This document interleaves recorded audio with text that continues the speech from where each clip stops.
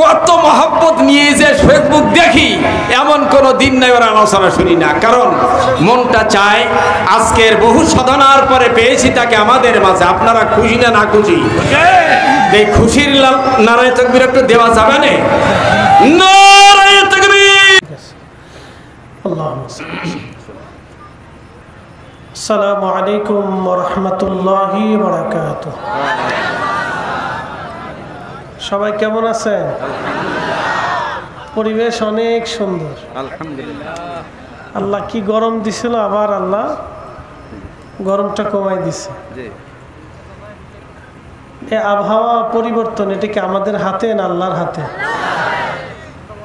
আল্লাহু আলা কুল্লি শাইইন কাদির। তিনি সর্বময় ক্ষমতার অধিকারী, সর্বশক্তিমান, যিনি অনেক বড় দয়ার ইহসান করে আমাদেরকে সুন্দর একটা পরিবেশ তৈরি করে দিলেন। মেম্বারশিপ সহ ভাইদের বুদ্ধির প্রশংসা করতে হয়। প্যান্ডেল না করে একবারে খোলা করে দিছে, অনেক আরাম হয়েছে, মাশাআল্লাহ। আমাদের এমপি সাহেবের সামনে প্রশংসা করা ঠিক না। দেখলাম ওইখানে সবার সাথে একসাথে নিচে বসে খাইতেছে, ভালো লাগছে, আলহামদুলিল্লাহ, আলহামদুলিল্লাহ। যা হোক, আমরা যারা দূরে আছি, বাহিরে আছি, সবাই চলে আসি। বাহিরে না থেকে ভিতরে এসে বসি। আমরা মাটির মানুষ, একদিন মাটিতেই আমাদের বিছানা হবে। কি কথা ঠিক কিনা? ওইখানেই ঠিকানা হবে। অতএব আমরা ভিতরে না থেকে, বাহিরে না থেকে ভিতরে চলে আসি। অনেক সুন্দর পরিবেশ। ইন্নাল হামদুলিল্লাহ, ইন্নাল হামদুলিল্লাহ, আসসালাতু ওয়াসসালাম, আসসালাতু ওয়াসসালামু আলা রাসূলিল্লাহ ওয়া আলা, আগের মতো দাও, এত সুর, আমার সুর এমনি বালা, ওয়া আলা আলিহি ওয়া আসহাবিহি ওয়া আউলিয়াই মিল্লাতিহি ওয়া উলামায়ে আহলে সুন্নাহ। أما بعد فقد قال الله تعالى في كلامه المجيد: يا أيها الذين آمنوا اتقوا الله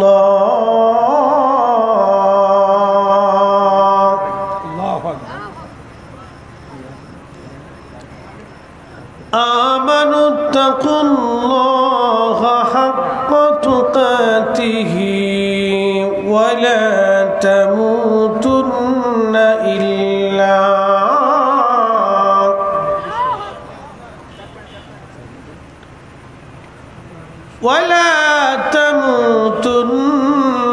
إلا وأنتم مسلمون.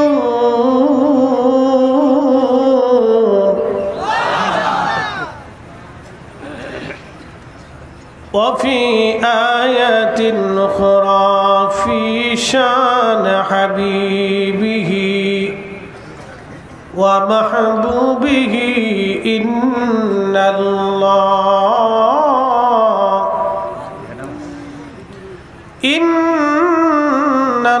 الله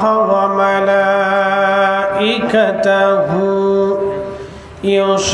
يصلون على النبي يا أيها الذين آمنوا صلوا عليه وسلموا تسليما. اللهم صل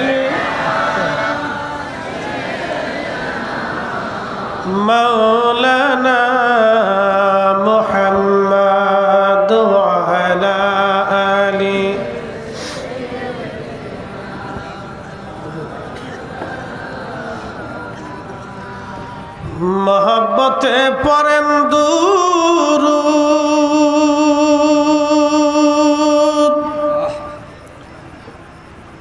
আশিক ভাই বসিয়া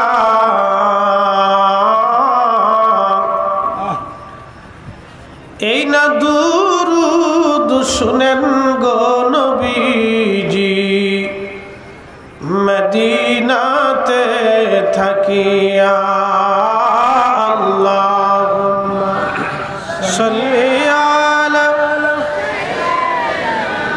মাশাআল্লাহ জবান খুলে ওয়া আলা আলি সাইয়্যিদিনা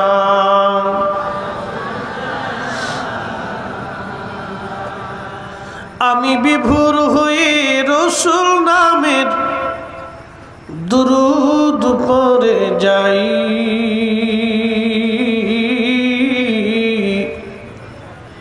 ওই নামের মাঝে কি যেন এক শান্তি খুঁজে পাই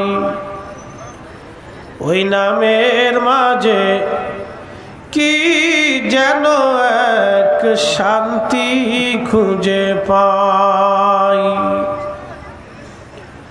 ওই নামই আমার গলার মালা ওই নামই আমার গলার মালা ওই নাম জপে মোর জুড়াই জ্বালা আমার সব ভুল হবে না পেলে ওই আমার সব ভুল হবে না পেলে ওই চরণ তলে ঠাই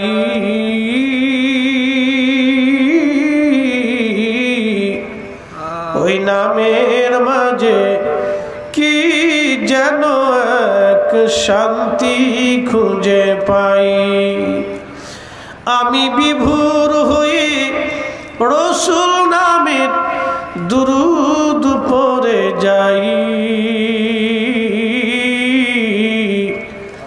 ওই নামের মাঝে কি যেন এক শান্তি খুঁজে পাই আল্লাহুম্মা সাল্লি আলা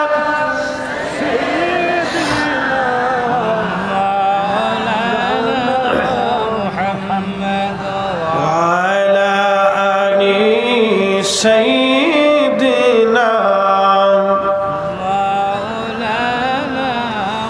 একটু জিকির করি লা ইলাহা একসাথে লা ইলাহা ইল্লাল্লাহ লা ইলাহা ইল্লাল্লাহ লা ইলাহা ইল্লাল্লাহ মুহাম্মাদুর রাসূলুল্লাহ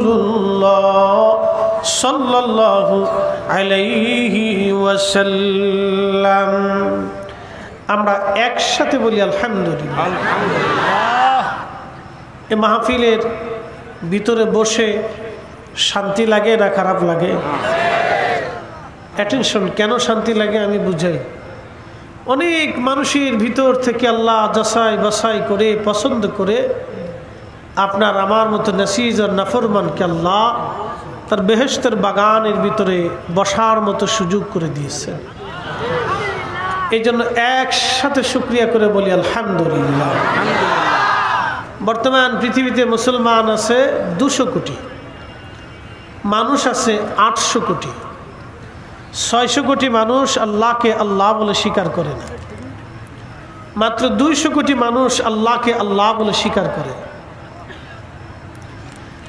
এই 800 কোটি মানুষের ভিতরে আল্লাহ আপনাকে আমাকে মুসলমান বানিয়েছেন ইমানের দৌলতে দৌলতওয়ালা বানিয়েছেন জীবনের সবচেয়ে বড় দৌলত হচ্ছে ইমানের দৌলত কথা বলেন ঠিক কিনা এর উপরে দৌলত হতে পারে না এই যে জান্নাতের বাগানের ভিতরে আসছি এরকম বাগান সাহাবায়ে কেরামের সময়ও অনুষ্ঠিত হতো সুনানুন নাসাইর এক হাদিসে হযরত আবু সাঈদ খুদরি রাদিয়াল্লাহু আনহু বলতেছেন আমার কাছে হাদিস বর্ণনা করেছেন হযরত আমির মুয়াবিয়া রাদিয়াল্লাহু আনহু তিনি এক সাহাবায়ে কেরামের জামাতের পাশ দিয়ে আল্লাহ রসুলের সাথে যাচ্ছিলেন। তো সাহাবায়ে কেরাম এইরকম মজলিস কায়েম করছেন। তো মজলিস কায়েম করার সময় আল্লাহ রসুল ওই রাস্তা দিয়ে যাওয়ার সময় জিজ্ঞেস করলেন, মা জালাস না, ও সাহাবীরা, তোমরা এই বাগানে কেন বসছো? এই জালসা কি জন্য কায়েম করছো? এই বৈঠক, এই প্রোগ্রাম কেন তোমরা সাজাইছো? সাহাবায়ে কেরাম জবাব দিলেন, আলা মা হাদানা লিদীনিহি, আল্লাহ আমাদেরকে দ্বীন দিয়েছেন, ঈমান দিয়েছেন, কোরআন দিয়েছেন, সেই জন্যে আমরা বেহেশতের বাগান সাজাই দিয়েছি। একসাথে বলা যাবে আল্লাহু আকবার। সাহাবীরা বলতেছে, আমরা আগে হেদায়েত শূন্য ছিলাম, ডাকাতি করতাম, দিনে দুপুরে মানুষকে অন্যায়ভাবে হত্যা করতাম, অন্যের মালগুলি জোরপূর্বক হরণ করে ছিনিয়ে নিয়ে এসে লুণ্ঠন করতাম, প্রকাশ্যে নারীদেরকে ধর্ষণ করতাম, কাবার চত্বরে নারীদেরকে উলঙ্গ তাওয়াফ করাইতাম, জীবন্ত কন্যা সন্তানদেরকে মাটির নিচে পুঁতে ফেলে দিতাম। আমাদের কোনো নীতি ছিল না, ন্যায় ছিল না, অন্যায়ের মধ্যে ডুবেছিলাম। পাথর, পাহাড়, মূর্তি, সূর্য, আগুনের সামনে মাথা নত করতাম। আমাদের জীবনের কোনো জীবন ব্যবস্থা ছিল না, না ছিল হেদায়েত, গুমরাহির মধ্যে নিমজ্জিত ছিলাম। আলামা হাদানা লিদীনিহি, আল্লাহ আমাদেরকে দ্বীন দিয়েছেন, হেদায়েত দিয়েছেন, সেজন্য আমরা মাহফিল কায়েম করছি। একসাথে বলেন আল্লাহু আকবার, আরো জোরে। তাহলে মাহফিল কি চলবে না বন্ধ হবে? না না, হাত উঁচা করে বলেন, চলবে না বন্ধ হবে? চলবে। যদি মাহফিল বন্ধ হয়ে যায়, অনেক সময় আমাদের দেশের অনেক ভাইরা কি মনে কি বুঝে কোরআন খতমের বিরুদ্ধে ফতোয়া দেয়, মিলাদ দুয়ার বিরুদ্ধে ফতোয়া দেয়। আমি ডোন্ট মাইন্ড ছাড়া আপনাদেরকে বুঝাইতেছি, অ্যাটেনশন, সবাই মনোযোগ দিবেন। আমি কারো পক্ষে বিপক্ষে না, বোঝার জন্য বলতেছি কথাটা।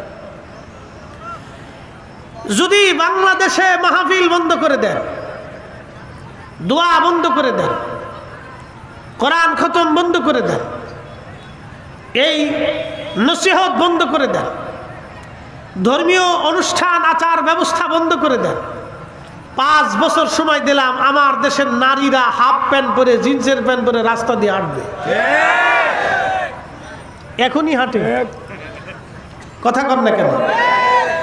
এই জন্য এই সময়ে যখন অপসংস্কৃতি, আপনি এই সাতক্ষীরার স্টেডিয়াম মাঠে যদি কনসার্টের আয়োজন করেন, এই সাতক্ষীরা জেলার লক্ষ লক্ষ যুবক ওই কনসার্টে ওই নর্তকী নারীর নাচ দেখার জন্য, আমার দেশের লক্ষ লক্ষ যুবক আর যুবতী কনসার্ট দেখার জন্য চলে যাবে।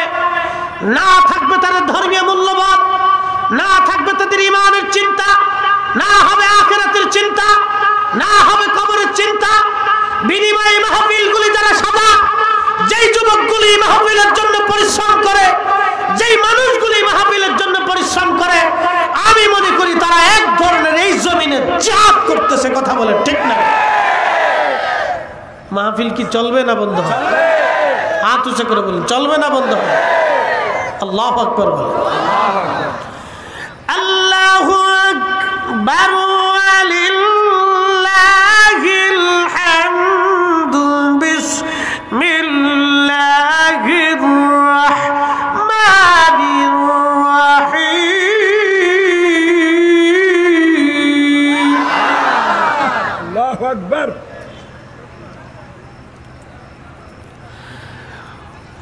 ولتكن منكم أمة يدعون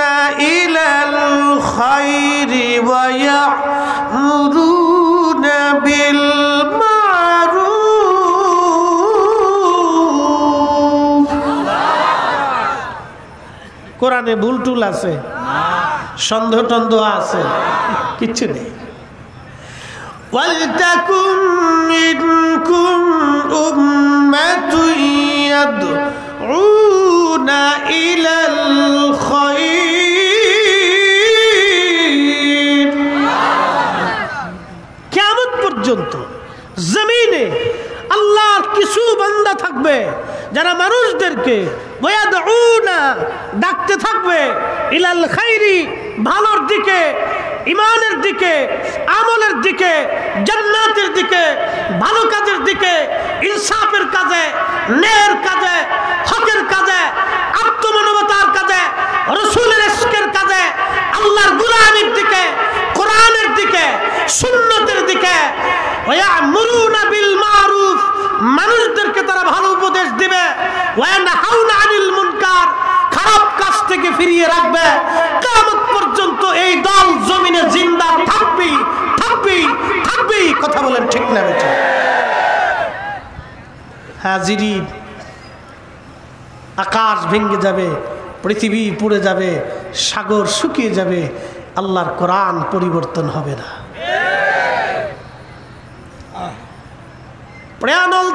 প্রিয় কালীগঞ্জবাসী, সাতক্ষীরাবাসী, আপনাদের ওয়াজ শোনার এক ধরনের স্পিড খুব ভালো। আমাকে মাওলানা আশরাফুল ইসলাম আজিজি, আমার বন্ধু মানুষ, তিনি এক মাদ্রাসার প্রভাষক হুজুর, এখানে বসে আছেন। আমাকে আজকেও ফোন দিয়েছেন, মাঝে মধ্যে কথা হয়, ওলামায়ে কেরাম আছেন, খুবই মনোযোগ দিবেন। বন্ধু বলেছিলেন অনেক মানুষ আপনি পাবেন, সাতক্ষীরার মানুষ বসে বসে ওয়াজ শোনে, তারা ওয়াজের প্রতি ভালো এক ধরনের পজিটিভ তাদের চিন্তা চেতনা। আমি ঠিক এসে দেখলাম, বাড়িতে বসে না থেকে এই মাঠের মধ্যে এসে আপনার ওয়াজ শোনার জন্য চলে আসছেন।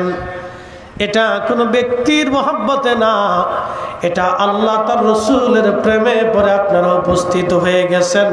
কথা বলেন ঠিক কিনা? আমি কেন কথাগুলি সাজিয়ে বলতেছি? আলামা হাদানা লিদীনিহি, দিন পেয়েছি, কোরআন পেয়েছি, ঈমান পেয়েছি, সেই জন্যে আমরা মাহফিল সাজাই দিলাম। আল্লাহর নবী বললেন তোমরা কি করো ওই মাহফিলে? বলেন নাদউল্লাহ, আল্লাহকে ডাকি, ওয়া নাহমাদুহু, আল্লাহর প্রশংসা করতেছি, আল্লাহকে ডাকতেছি, আল্লাহর প্রশংসা করতেছি। মনে রাখবেন, বাড়িতে কোরআন খতম আপনি দেন, এই যে তলবে আলেমদেরকে ডেকে নিয়ে বাড়িতে কোরআন শরীফ খতম আপনারা দেওয়াবেন। আগে আমাদের দেশে চমৎকার একটা রেওয়াজ ছিল, যদিও অনেক ভাইরা বুঝে হোক না বুঝে হোক, ইচ্ছায় হোক অনিচ্ছায় হোক, বেদাতের ফতোয়া দিয়ে বন্ধ করে দিয়েছে। না না না, একটা কথা মনে রাখবেন, কোরআনের আওয়াজের চাইতে সুন্দর আওয়াজ পৃথিবীতে কোনো কিতাবের আওয়াজ হতে পারে না। কথা বলেন, হাত উঁচু করে বলেন ঠিক কিনা? আল্লাহর কালামের চাইতে শ্রেষ্ঠ কালাম, শ্রেষ্ঠ বাক্য, সুন্দর কথা কিছু হতে পারে না। প্রত্যেক মুসলমানের ঘরে ঘরে কোরআনের আওয়াজ হওয়ার দরকার। কোরআন খতম দিবেন, তালবে ইলমদেরকে ডেকে নিয়ে বাড়িতে কোরআন খতম দিবেন। আল্লামা ইমাম ইবনে কাইয়্যিম জাওজি কিতাবুর রূহের মধ্যে লিখেছেন, আজকে জুমার রজনী ইমাম আব্দুর রহমান জালালউদ্দিন আস-সুয়ুতি শারহুস সুদূরের মধ্যে লিখেছেন, আজকে জুমার রজনীতে প্রত্যেক রূহগুলি, মা বাবার রূহগুলি, দাদা দাদির রূহগুলি ঘরের আঙ্গিনায় এসে কাঁপতে থাকে, কবরের উপরে বসে থাকে, একটু দোয়ার আশা, একটু নেকের আশা। সন্তান কোরআন পড়ে, দুরূদ পড়ে, যখন নফল নামাজ পড়ে, কিছু সাদকা দিয়ে মুরব্বিদের জন্য দোয়া করে, ওই দোয়া পাওয়ার পরে পৃথিবীর সমস্ত সম্পদের থেকে তারা বেশি খুশি হয়ে যায়। একসাথে বলা যাবে না সুবহানাল্লাহ? দোয়ার দরকার আছে কি না? নাই। কোরআন খতম কি চলবে? না না, আওয়াজ তুলে বলেন চলবে। দোয়া দুরূদ বাড়িতে চলবে, চালাবেন। আমার দেশের মেয়েরা, আপনি নিজেও জানেন না, সেই দিন আমাকে এক ছেলে ফোন দিছে, বাড়ি টাঙ্গাইল, বলতেছে হুজুর আমি ট্রান্সজেন্ডারের সদস্য ছিলাম, আমার শরীরের পশম দাঁড়ায় গেছে। ট্রান্সজেন্ডার বুঝছেন? সমকামী। সমকামী বুঝেন? পুরুষে পুরুষে অকাম করে, নারী নারী অকাম করে, এটাকে বলা হয় ইংরেজিতে ট্রান্সজেন্ডার, বাংলায় বলে সমকামী, লেওয়াতাত বা বলৎকার আঞ্চলিক ভাষা। এই কাজের জন্য আল্লাহ পাক পৃথিবীতে একটা জাতিকে ধ্বংস করেছিলেন, সে জাতির নাম কওমে লূত। জর্দানের সেই বাহারে মায়েত এখনো আছে, মনোযোগের সাথে শুনে যাবেন আপনি। প্রিয় উপস্থিতি, এই ট্রান্সজেন্ডার সমকামী গ্রুপ আমাকে ছেলেটা ফোন দিয়ে বলল, হুজুর এই সমকামী সদস্য ছিলাম আমি, প্রতিদিন আপনার ওয়াজ আমি শুনে শুনে শুনে শুনে আল্লাহ আমাকে এমন হেদায়েত দিয়েছে যে আমি বিয়ে করেছি, ট্রান্সজেন্ডার থেকে ফিরে এসেছি। একসাথে জোরে বলবেন কি মারহাবা। এই তোমার মাইক ঠিক আছে, ইকোটা একটু কমাই দাও, এটা বেশি বাইরে বেরি করলে বোঝা যায় না। ঠিক আছে, একটু কমাই দাও। হ্যাঁ, ইকোটা একটু কমাই দিও, সামান্য ইকো দিও। আমি আসছি মানুষের শুনাইতে, কিছু কথা বুঝার দরকার আছে, কথা ঠিক কিনা? এই যে উলামায়ে কেরাম আপনাদেরকে বুঝায়, কত সুর ভালো হয়ে গেছে, কত ডাকাত সন্ত্রাস ভালো হয়ে গেছে, ওয়াজ শুনে শুনে শুনে শুনে ভালো হয়ে গেছে। কত ছেলে মাকে মারতো, ওয়াজ শুনে এমন পরিবর্তন হয়েছে, ওর মা ছাড়া কিছু বুঝে না। কি কথা কর না কেন? হেদায়েত কি আমরা দেই? হেদায়েত দেয় কে? আল্লাহ। তাহলে ওয়াজ চলতে হবে। আর দিনুন নসিহা, দিনের নসিহত জিন্দা না থাকলে দিন ধ্বংস হয়ে যাবে, এটা চালু রাখতে হবে। প্রিয় উপস্থিতি, সাতক্ষীরাবাসী খুবই মনোযোগ দিয়ে কথাগুলি শুনে যাবেন। আমার দেশে ট্রান্সজেন্ডারকে প্রতিষ্ঠিত করার জন্যে, সমকামিতা প্রতিষ্ঠিত করার জন্যে পশ্চিমা বিশ্ব থেকে কোটি কোটি ডলার এদেশে আসে, কিন্তু আমার দেশের কত গরিব মানুষ টাকার অভাবে অপারেশন করতে পারে না, কত মা টাকার অভাবে সন্তানকে ভালো চিকিৎসা দিতে পারে না, তাদের ফ্রি চিকিৎসার জন্য, জীবন বাঁচানোর জন্য পশ্চিমা থেকে হাজার কোটি ডলার এদেশে আসে না, কিন্তু ট্রান্সজেন্ডার প্রতিষ্ঠিত করার জন্য পশ্চিমারা কোটি কোটি ডলার আমার দেশে খরচা করতেছে। এসব ইহুদি নাসারাদের কঠিন চক্রান্ত, আমাদের সচেতন না হলে এদেশের মুসলমান ধ্বংসের দ্বার প্রান্তে চলে যাবে। কথা বলেন ঠিক কিনা?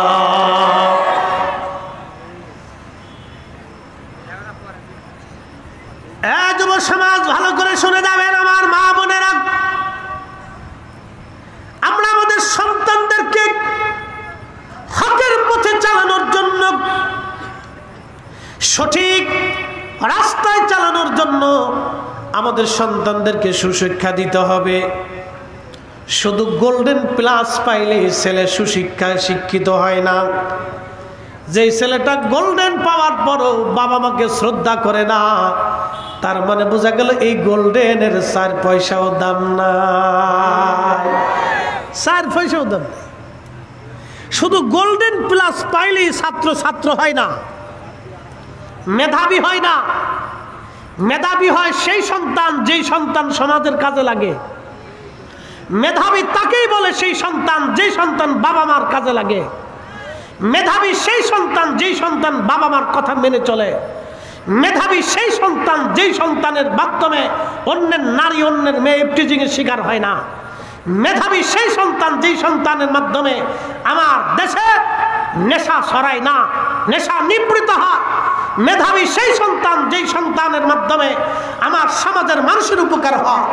মেধাবী সেই সন্তান যেই সন্তানের মাধ্যমে আত্মমানবতা, দরিদ্র গরিব মানুষের উপকার হয়। কথা বলে ঠিক না? আমরা শুধু মেধাটাকে নিয়ে গেছি গোল্ডেন প্লাসের ভিতরে। খালি যত নাম্বার আর প্লাস পাইলে মনে করি বিরাট বড় মেধাবী হয়ে গেছে। প্রিয় উপস্থিতি, সাতক্ষীরাবাসী খুবই মনোযোগের সাথে কথাগুলি শুনবেন। আল্লাহ রাব্বুল আলামিন একটা জাতিকে ট্রান্সজেন্ডারের জন্য ধ্বংস করে দিলেন। সে জাতির নাম হযরতে লূত আলাইহিস সালামের কওম। বর্তমানে জর্দান, সিরিয়া, ইসরাইল, লেবানন এবং ফিলিস্তিনের একটা মধ্যবর্তী জায়গার নাম এই বাহারে মায়েত। এই জায়গাটা পৃথিবীর সমুদ্রের পানিগুলি লোনা, কিন্তু এই বাহারে মায়েতের পানি সমুদ্র থেকে 10 গুণ বেশি লোনা। এত পরিমাণে লোনা, এখানে কোনো কীট পতঙ্গ, কোনো জীব জানোয়ার বাঁচে না, কোনো প্রাণী পানির মধ্যে ডুবে যায় না, মানুষগুলি ভাসতে থাকে। শুধু সমকামিতার জন্য আপনি একটু চিন্তা করেন, একটা কুকুর কোনোদিন পুরুষ কুকুর আর পুরুষ কুকুর কোনোদিন সঙ্গমে মিলিত হয় না। একটা পাখি পুরুষ পাখি কখনো সঙ্গমে মিলিত হয় না। যেই চেতনা মানুষ করল, এত বড় নোংরা চেতনা প্রতিষ্ঠিত করার জন্য আমার দেশে কোটি কোটি ডলার ব্যয় করা হয়, কিন্তু আমার দেশের যুব সমাজকে মাদক থেকে এবং অপসংস্কৃতি থেকে বের করার জন্য কোনো ডলার ব্যয় করা হলো না। আমার দেশের লক্ষ লক্ষ পথ শিশু আছে যারা পথের মধ্যে ঘুমায়, রাস্তাঘাটে ঘুমায়, বাজারে হাটে বাজারে ঘুমায়, নেশা করে, খেয়ে না করে ভিক্ষা করে খায়। ঢাকা শহরে, রাজশাহী শহরে, চট্টগ্রাম শহরে, প্রত্যেকটা বিভাগীয় শহর এবং জেলা শহরগুলিতে দেখবেন কিছু বস্তি এলাকার পথ শিশু আছে যারা একবারে আগামীর ভবিষ্যৎ অনিশ্চিতভাবে তারা ঘুরে বেড়ায়, ভিক্ষা করে খায়, রাস্তাঘাটে মানুষের থাবুর চবর খায়, লাথি সবর খেয়ে তারা বড় হয়ে ওঠে। ট্রান্সজেন্ডারের জন্য দেশে শত শত কোটি পশ্চিমারা ব্যয় করলো, কিন্তু পথ শিশুদেরকে মানুষ করার জন্য তারা কোটি টাকা ব্যয় করে না। তার মানে তারাও আমাদের সাথে বাহানা ধোঁকামি করতেছে। আমরা আলেম সমাজ এইগুলি বুঝি, আমরা মুসলমান বুঝি, কোনোদিনও এইগুলি আমরা মেনে নিতে পারবো না। হাত উঁচা করে বলেন ঠিক না বেঠে? ফিলিস্তিন দেখছেন, হাজার হাজার মানুষ শহীদ হয়ে যাচ্ছে, মরে যাচ্ছে, ঘর বাড়ি ভেঙে দিচ্ছে, কোনো দয়া মায়া নেই। আপনি একটু চিন্তা করেন, আশ্চর্য হবেন। আমেরিকা ব্রিটিশদের বিশ্ববিদ্যালয়ের ছেলেরা মেয়েরা আন্দোলনে নামছে, লক্ষ লক্ষ ছেলে মেয়েরা আন্দোলন করতেছে, খ্রিস্টানরাও করতেছে, এর ভিতরে ইহুদিরও আছে, অন্য ধর্মেরও আছে, ধর্ম বর্ণ জাতি নির্বিশেষে একসাথে আন্দোলন করতেছে। কিন্তু আমেরিকা তার নীতি থেকে সরে আসেনি। তার একটা রাষ্ট্রীয় নীতি আছে। এই রাষ্ট্রীয় নীতি হলো ফিলিস্তিন মরে যাবে কিন্তু ইসরায়েল ছাড়ব না। আর আমরা বাঙালির আজকে পান করে যাব এখান থেকে, ইসরায়েলের কোনো পণ্য আমরা কিনবো না। হয় না? আরো জোরে বলেন, হাত উঁচা করে বলেন। আমরা যতটুকু জানবো যে ইসরায়েলের পণ্য, আমরা মুসলমান কিনবো না। আমরা মদকে, পায়খানাকে, শুয়োরের গোশতকে যেরকম হারাম মনে করি, ইসরায়েলের পণ্য এরকম শুয়োরের গোশতের মতো মনে করবো। কথা বলে ঠিক না? প্রিয় সাতক্ষীরাবাসী, কথাগুলি শুনে যাবে না। কেন কথাগুলি বলতেছি? আমাদের সমাজ অন্ধকারে যাতে নিমজ্জিত না হয়, আগামীর প্রজন্ম যাতে অন্ধকারে নিমজ্জিত না হয়ে যায়, আগামীর ছেলেরা যাতে অন্ধকারে নিমজ্জিত না হয়, সেই জন্য কথাগুলি আপনাদের সামনে তুলে ধরলাম। এই জন্য সাহাবীরা বলল, হুজুর আমরা হেদায়েত শূন্য ছিলাম, হেদায়েত পাওয়ার পরে আমরা এই মাহফিল সাজে আল্লাহর জিকিরে, আল্লাহর ফিকিরে, ইবাদতে আমরা বসে গেলাম। আর একটা কারণ আছে নবীজি, আর একটা কারণ হলো মান্না আলাইনা বিকা, আপনি নবীর মতো মহানিয়ামত, আপনি নবীর মতো মহানিয়ামত আল্লাহ আমাদের মধ্যে দান করেছেন, আল্লাহ দয়া করে দিয়েছেন। সেই জন্যে আমরা আল্লাহর দরবারে মাহফিল সাজায়া গুণকীর্তনে বসে গেলাম। হামদে বাড়ি তালায় নাদুল্লাহি নাহমাদুহু, আল্লাহকে ডাকতে বসে গেলাম এবং আমরা আল্লাহর প্রশংসায় বসে গেলাম। আল্লাহর নবী জিজ্ঞেস করলেন, সাহাবীরা তোমরা কি এই কারণে বসছো নাকি অন্য কোনো উদ্দেশ্য আছে? সাহাবীরা বলেন, আল্লাহি, আল্লাহর কসম করে বলি, নবী গো আলা মা হাদানা লিদিনিহি ওয়া মান্না আলাইনা বিকা, কোরআন পাইয়া এবং আপনি নবী পাইয়া আমরা খুশি হইয়া এই জান্নাতের বাগান আমরা সাজাইলাম। দুনিয়ার কোনো মোহে এই বাগান আমরা সাজাই নাই, দুনিয়ার কোনো উদ্দেশ্যে বাগান আমরা সাজাই নাই। আল্লাহ এবং কোরআন এবং নবী পাওয়ার কারণে এই মাহফিল আমরা সাজিয়েছি। কোরআন পাইয়া রাসূল পাইয়া বাগান সাজিয়েছি। এখন আমার দেশে যারা তাফসীরুল কোরআন মাহফিল করেন, আলহামদুলিল্লাহ করেন, কোরআনের তাফসীর আমাদের বেশি বেশি শোনার দরকার। যারা ঈদে মিলাদুন নবী মাহফিল করেন, নবী পাইয়া করেন, আল্লাহ রসুলের সম্মান শুনলে আশিক উম্মতের কলিজা বড় হয়ে যায়। কথা কর না কেন, ঠিক কিনা? কিন্তু বড় আফসোস হলো আমরা এটারে দুই পক্ষ বানাই ফেলছি, দুই পক্ষ বানাইয়া দুই পক্ষে মারামারি লাগাই দিছি। ঠিক। সাহাবীরা দুই কারণে মাহফিল দিছে, সুনানুন নাসের হাদিস শুনে। একটা হচ্ছে আলা মা হাদানা লিদিনিহি, দিন পাইয়া। তো দিনের মূল ফাউন্ডেশন কি? আল্লাহর কোরআন, ঈমান। এই কোরআন পাইয়া সাহাবায়ে কেরাম মাহফিল সাজিয়েছে। দুই নম্বর ওয়া মান্না আলাইনা বিকা, আপনি নবীর মতো মহা নিয়ামত পাইয়া। তো মিলাদুন নবীর মাহফিলটা তো রাসূল পাইয়া, তাফসীরুল কোরআন মাহফিল তো কোরআন পাইয়া। একসাথে বলবেন না মারহাবা? না না, আরো জোরে, আরো জোরে, জোরে জোরে, না জোরে জোরে বলে। দুইটার কাজ কি ভিন্ন না এক? জোরে বলেন। দোনোটার কাজ কি আলাদা না এক? না না, জোরে বলেন, আরো জোরে বলেন। আজকে একবারে ফয়সালা দিয়ে যায়, দোনোটার কাজ এক, দোনো মাহফিলের কাজ এক। সাহাবীরা দুই কারণে মাহফিল দিয়েছে। একটা আলা মা হাদানা লিদিনিহি, দিন পেয়েছি, কোরআন পেয়েছি, হেদায়েত পেয়েছি। কোরআন তাফসীরুল কোরআন মাহফিল, কোরআনের আলোচনা চলুক। মিলাদুন নবীর মাহফিল ওয়া মান্না আলাইনা বিকা, নবী পাইয়া করেন মিলাদুন নবীর মাহফিল। বেশি বেশি তার রাসূলের শান গান, যাতে নাস্তিক সমাজ আমার দেশের যুবকদের কলিজায় রাসূল সম্পর্কে বিদ্বেষ ঢুকাইতে না পারে। যেই উম্মত রাসূলকে কলিজা দিয়ে ভালোবাসে, সেই উম্মত রাসূলের অপমান বরদাস্ত করতে পারে না। এই কথা বলেন না কেন, ঠিক কিনা? যেই উম্মত কলিজা দিয়ে রাসূলকে মহব্বত করে, সেই উম্মতের জীবন চলে যাবে। সে উম্মত রাসূলের অপমান বরদাস্ত করতে পারে না। এখন যদি ইসরায়েল বলে যে আমরা 3 দিনে মক্কা দখল করব, বসে থাকবেন না? একসাথে বলেন, একসাথে বলেন। অস্ত্র না থাকলেও হাত দিয়ে হলেও যুদ্ধে যাব। কথা বলেন। যদি ইসরায়েল বলে মদিনা দখল করব, বসে থাকবেন না? কেন? মদিনা দখল করার কারণে আপনি বসে থাকবেন না, কারণ কি? ওখানে রাসূল ঘুমিয়ে আছেন, জীবন চলে যাবে।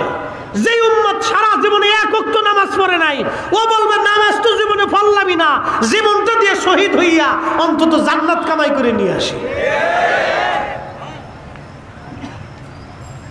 যেন চলুক মাহফিল। নিজেরা নিজেরা গুতাগুতি করে আমরা এগুলো কমানোর ধান্দা করতেছি। যত দিনের আলোচনা হবে, যত কোরআনের আওয়াজ বাড়বে, যত দুরুদের আওয়াজ বাড়বে। আপনি জানেন না এই কোরআনের আওয়াজ, এই দুরুদের আওয়াজের পাওয়ার কত। যখন কোরআনের আওয়াজ আসে, আল্লাহর কোরআন বলতেছে ওয়া ইযা তুলিয়াত আলাইহিম আয়াতুহু যাদাতুহুম ঈমানা। কোরআনের আওয়াজ শোনার সাথে সাথে মুমিন যারা, তাদের ঈমান বাড়তে থাকে, বাড়তে থাকে, বাড়তে থাকে। একসাথে বলবেন আল্লাহু আকবার। না না, জোরে বলেন আল্লাহু আকবার। নারায়ে তাকবীর, নারায়ে রিসালা, ইয়া রাসূলুল্লাহ, মুফতি জহিরুল ইসলাম ফরিদি সাহেব জিন্দাবাদ জিন্দাবাদ। খালি কোরআনের আওয়াজ চলবে? চলবে। না না, জোরে বলেন চলবে। তাফসীরুল কোরআন মাহফিল চলবে, মিলাদুন নবীর মাহফিল চলবে। এলে নিয়ে গুতাগুতি করার টাইম আমাদের নাই। কথা কোন ঠিক কিনা? সবার কাজই এক। সবার কাজ কি? লা ইলাহা ইল্লাল্লাহ মুহাম্মাদুর রাসূলুল্লাহ সাল্লাল্লাহু আলাইহি ওয়াসাল্লাম। সবার কাজে। প্রিয় উপস্থিতি, সাতক্ষীরাবাসী কথাগুলি খুব মনোযোগের সাথে শুনে যাবেন, আমাদের বোঝার দরকার। আল্লাহু আকবার। নবীজি বললেন, সাহাবীরা রে, তোমরা এখানে বসো, তোমরা কসম করো। সাহাবীরা বলেন, আল্লাহি, আল্লাহর কসম করে বলি ইয়া রাসূলুল্লাহ, আমাদের আর কোনো উদ্দেশ্য নাই। আল্লাহর নবী জবাব দিলেন, সাহাবীরা, তোমাদেরকে আমি অবিশ্বাস করি নাই, কিন্তু ফাআতানি জিবরিল আলাইহিস সালাতু ওয়াস সালাম ফাখবিরনি, জিবরাইল আমার কাছে এসে আমাকে খবর দিয়ে গেল তোমাদের এই মাহফিলখানা দেখার কারণে। আবার ভালো করে শুনে যান, আপনারা যে আমরা যে বিরোধিতা করতেছি, এটা ভালো না, এটা ভালো না, এটা খারাপ, এটা বন্ধ করো, এটা ছেড়ে দাও, এটা বন্ধ করে দাও, এটাই যাইও না, এটা বইসো না। আল্লাহ নবী সাহাবীদেরকে বলতেছে, সাহাবীরা রে, তোমাদের এই সম্মেলনখানা দেখে, এই মাহফিলখানা দেখার পরে আমার আল্লাহ পাক এতটাই খুশি হয়েছে যে জিবরাইল আমাকে খবর দিয়ে গেল তোমাদের এই মাহফিলখানা দেখার পরে আমার আল্লাহ ইউবাহিবুকুমুল মালায়েকা, ফেরেশতাদের মহা সম্মেলনে আল্লাহ তোমাদেরকে নিয়ে আল্লাহর গর্ব করতেছে, আল্লাহ প্রশংসা করতেছে। একবার জোরে বলা যাবে কি আল্লাহু আকবার। ওই নামই আমার গলার মালা, ওই নাম জপে মোর জুড়াই জ্বালা। বলেন, ওই নামই আমার গলার মালা, ওই নাম জপে মোর জুড়াই জ্বালা। আমার সব ভুল হবে না পেলে ওই, আমার সব ভুল হবে না পেলে ওই চরণ তলে ঠাই। ওই নামের মাঝে কি যেন এক শান্তি খুঁজে পাই, ওই নামের মাঝে কি যেন এক শান্তি খুঁজে পাই। আল্লাহুম্মা সাল্লি আলা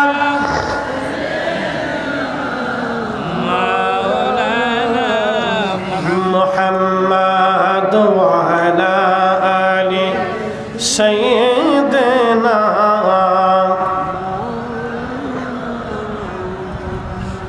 আপনাদের কি কোনো বিষয়ে অসুবিধা হচ্ছে? কথা কি বোঝা যায়? আপনাদের ভাষা খুব চমৎকার। আমি আশরাফুল ইসলাম আজিজি ভাই সিলেটে অনেক মাহফিল করছি, আজকে আসবেন আমি জোর করে ধরে নিয়ে এসছি, তাহলে যে আসতে হবে আজকে। আমি একা একা যাব, আপনি বন্ধু মানুষ, আপনার এলাকায় আসছে, তো খুব মনোযোগ দেন। তো সিলেটের মানুষ খুব শরীফ, তাদের বাচ্চারা ছোট কাল থেকে সালাম প্রিয়, এবং তাদের একটা গুণ আছে মেহমান প্রিয়। মেহমানদেরকে তারা খুব সম্মান করে এবং আলেমদেরকে তারা খুব শ্রদ্ধা করে সিলেটে। এবং ছোট্ট বাচ্চা থেকে মাশাআল্লাহ খুব ভদ্র, শরীফ তবিয়তের বেশি। একবারে যে খারাপ সব ভালো তা না, পার্সেন্টেজটা বেশি। আবার সাতক্ষীরা বালা না তা কিন্তু না, সাতক্ষীরা বালা। আমি একটা তুলনা দিতেছি, বলে কারণ কি, দেশের মানুষ ওই ছোটো কাল থেকে মায়েরা বাচ্চাদেরকে সালাম কালাম শিখায়, ভদ্রতা শিখায়। তো ওনাদের দেশের যে ভাষা এ শুনলে খুব মজা লাগে। আর আমি প্রথম খালি চাইয়ে থাকতাম, তাও শোনা ভালো শুনি, সবার লোক খাইতা না বিল লোক খাইতা, বুঝছেন? আর চট্টগ্রামে যে কি বলে, এটা আমার দোস্ত ভালো করতে পারে। চট্টগ্রামে যে কি বলে আই ন জানি, এটা আর বললেন আপনি। বাংলা ভাষা তৈরি হয়েছিল ভারতের নদিয়া, লালন পালন হয়েছে এই যে কুষ্টিয়া, ঝিনাইদহ, সাতক্ষীরা, যশোর এই অঞ্চলে। খুব চমৎকার কথা, ভাষা খুব সুন্দর। এটা আহত হয়েছে যে কুমিল্লা, নোয়াখালী, এই লক্ষ্মীপুর ওদিক যে আহত হয়ে গেছে এটা। আর নিহত হয়েছে যে চট্টগ্রামে, আর দাফন কাপন হয়েছে খাগড়াছড়ি, বান্দরবান। বাংলা ভাষা শেষ। কিন্তু প্রত্যেক মায়ের ভাষাই সুন্দর, প্রত্যেক আঞ্চলিক মার ভাষাই সুন্দর।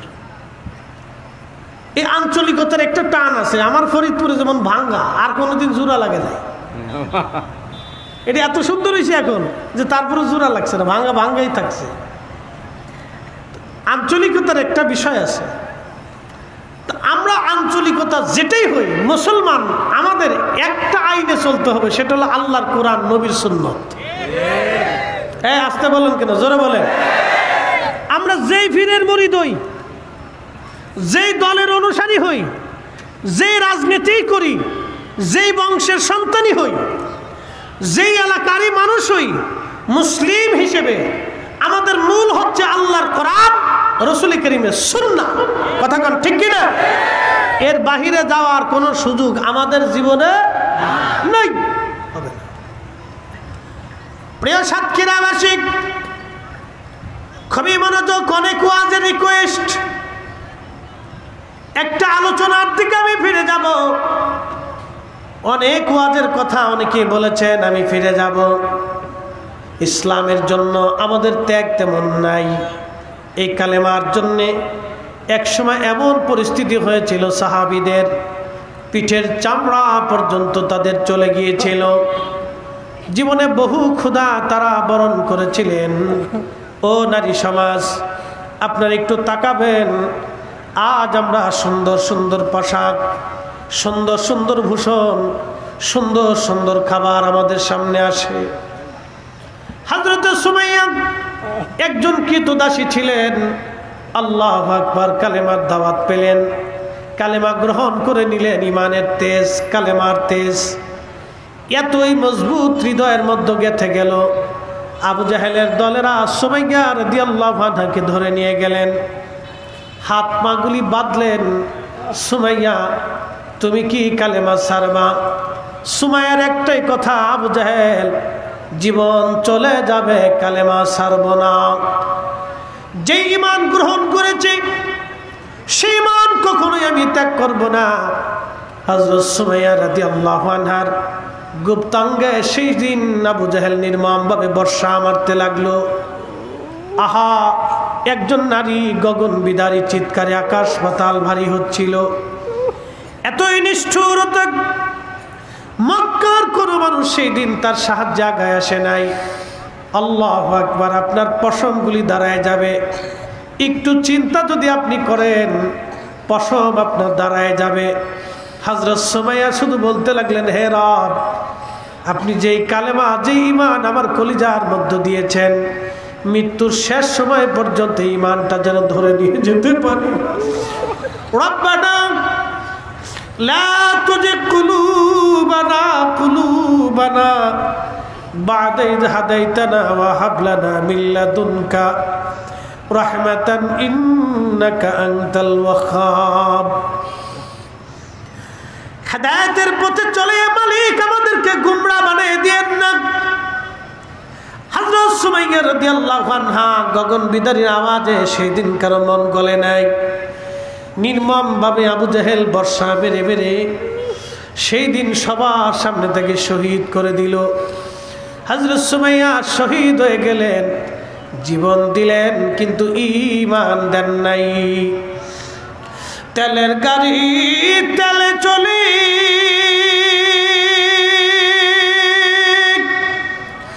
হাওয়ার গাড়ি হাওয়ায় উড়ে, বিনা তেলে চালায় গাড়ি নবী সুলাইমান। আমরা সেই মুসলমান, আমরা সেই মুসলমান। হ্যাঁ নারী সমাজ, সুমাইয়া সেই দিন জীবন দিয়ে দিল কালেমার জন্য, ঈমানের জন্য। সেই দিন হযরত সুমাইয়া রাদিয়াল্লাহু আনহা জীবন দিল। নারী রে, মা জাতি, তোমরা কেন আজ বিপথে কুপথে তোমাদের জীবন চালাইয়া দিলা? কেন গো তুমি নামাজে আসো না, পর্দায় আসো না? কেন গো তুমি রোজায় সালাতে আল্লাহর আইনে আসো না? এই পৃথিবীর সূর্যটা যখন উদিত হয়, পৃথিবীর সমস্ত শক্তি যদি এক জায়গা হয়, একটা সেকেন্ড সূর্য পরে উঠাইতে পারবেন না। আল্লাহ কোরআনে বলেন, আশ-শামসু ওয়াল কমারু বিহুসবানি ওয়ান নাজমু ওয়াশ-শাজারু ইয়াসজুদান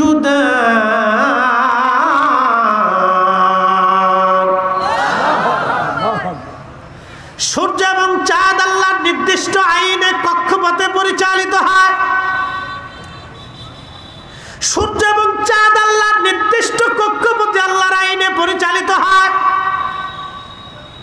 তুলিজুল লাইলা ফিন নাহারি ওয়া তুলিজুন নাহারা ফিল লাইল।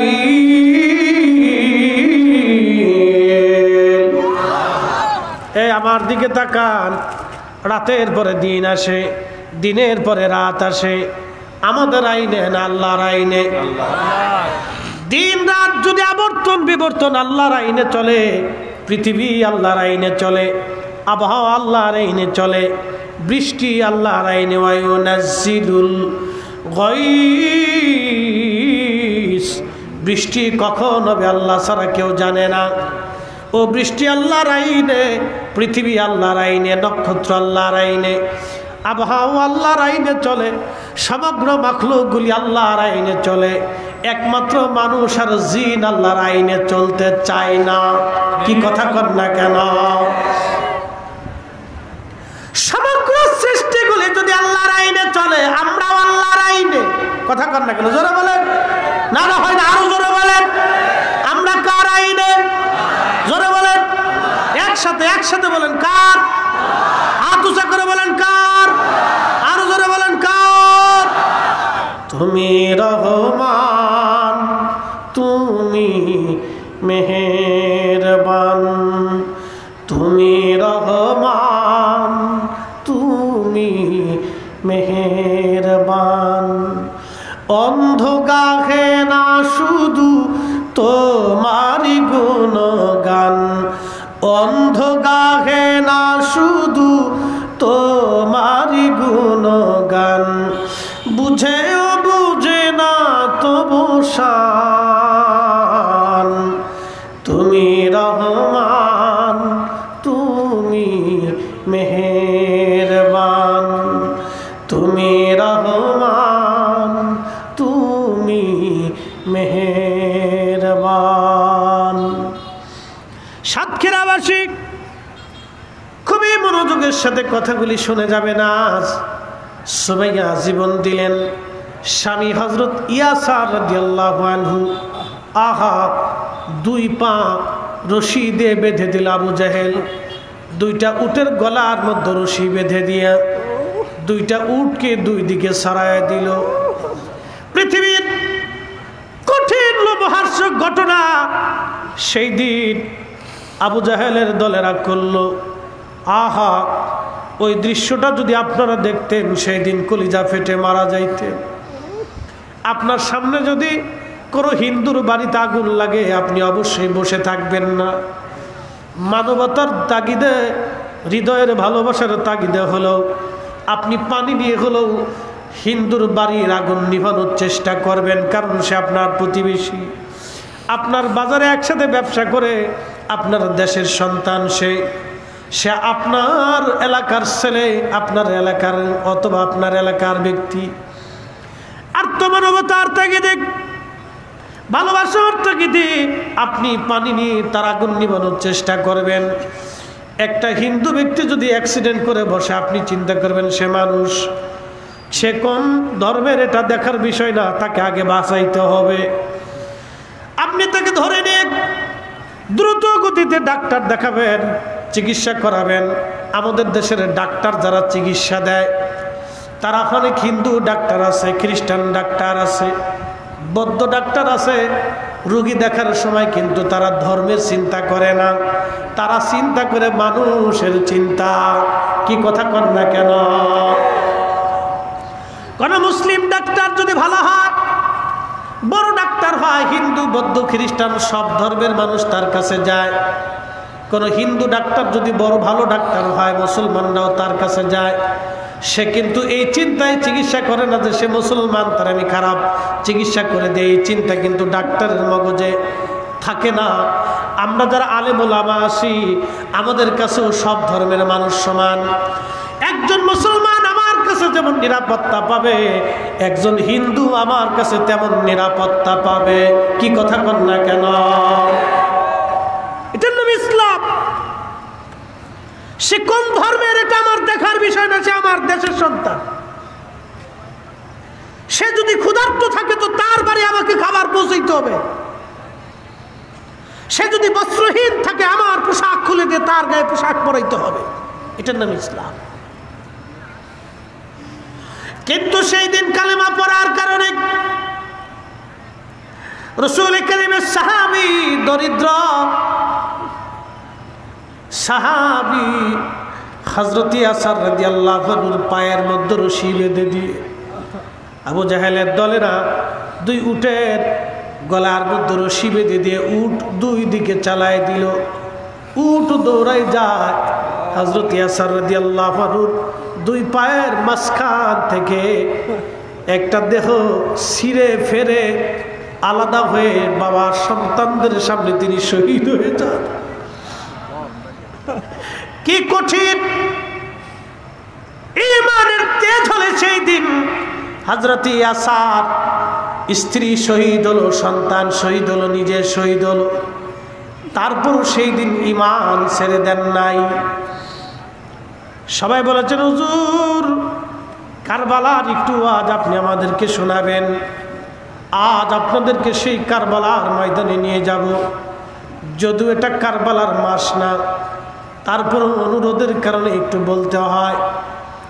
সেই দিন ইয়াজিদি বাহিনী আওলাদে রাসূল হযরত ইমাম হুসাইন রাদিয়াল্লাহু আনহুকে 3টা দিন এমনভাবে কষ্ট দিয়েছিল, বিশ্বের ইতিহাসে, পৃথিবীর ইতিহাসে এত নির্মমতা অন্য কারো জীবনে এমন করুণ ঘটনা হয় নাই। আপনি কল্পনা করতে পারবেন আপনার চোখের সামনে তিলে তিলে সন্তানরা ক্ষুধার্ত অবস্থায় মারা যাচ্ছে, না খেয়ে মারা যাচ্ছে, পানির পিপাসায় সন্তান ছটফট করতেছিল। হযরত ইমাম হুসাইন রাদিয়াল্লাহু আনহু সন্তানদেরকে নিয়ে চলে গেলেন, কারবালার ময়দানে উপস্থিত হয়ে গেলেন। 22,000 ইয়াজিদি সৈন্যরা সেই দিন তাকে ঘিরে ফেলে দিল, ফরাত নদীর পানি বন্ধ করে দিল। একটাই কথা ছিল, হুসাইন আপনি ইয়াজিদের কাছে বায়াত গ্রহণ করেন। ইমাম হুসাইন বলেছিলেন একজন মদপায়ী নিকৃষ্ট ব্যক্তির কাছে বায়াত নিয়ে আমি রাসূলুল্লাহর সুন্নতের হানি করতে পারবো না, আমার জীবন চলে যাবে। এমন নিকৃষ্ট ব্যক্তির কাছে বায়াত নিয়ে আমি ইসলামের সম্মান নষ্ট করতে রাজি না। একবার জোরে বলা যাবে আল্লাহু আকবার।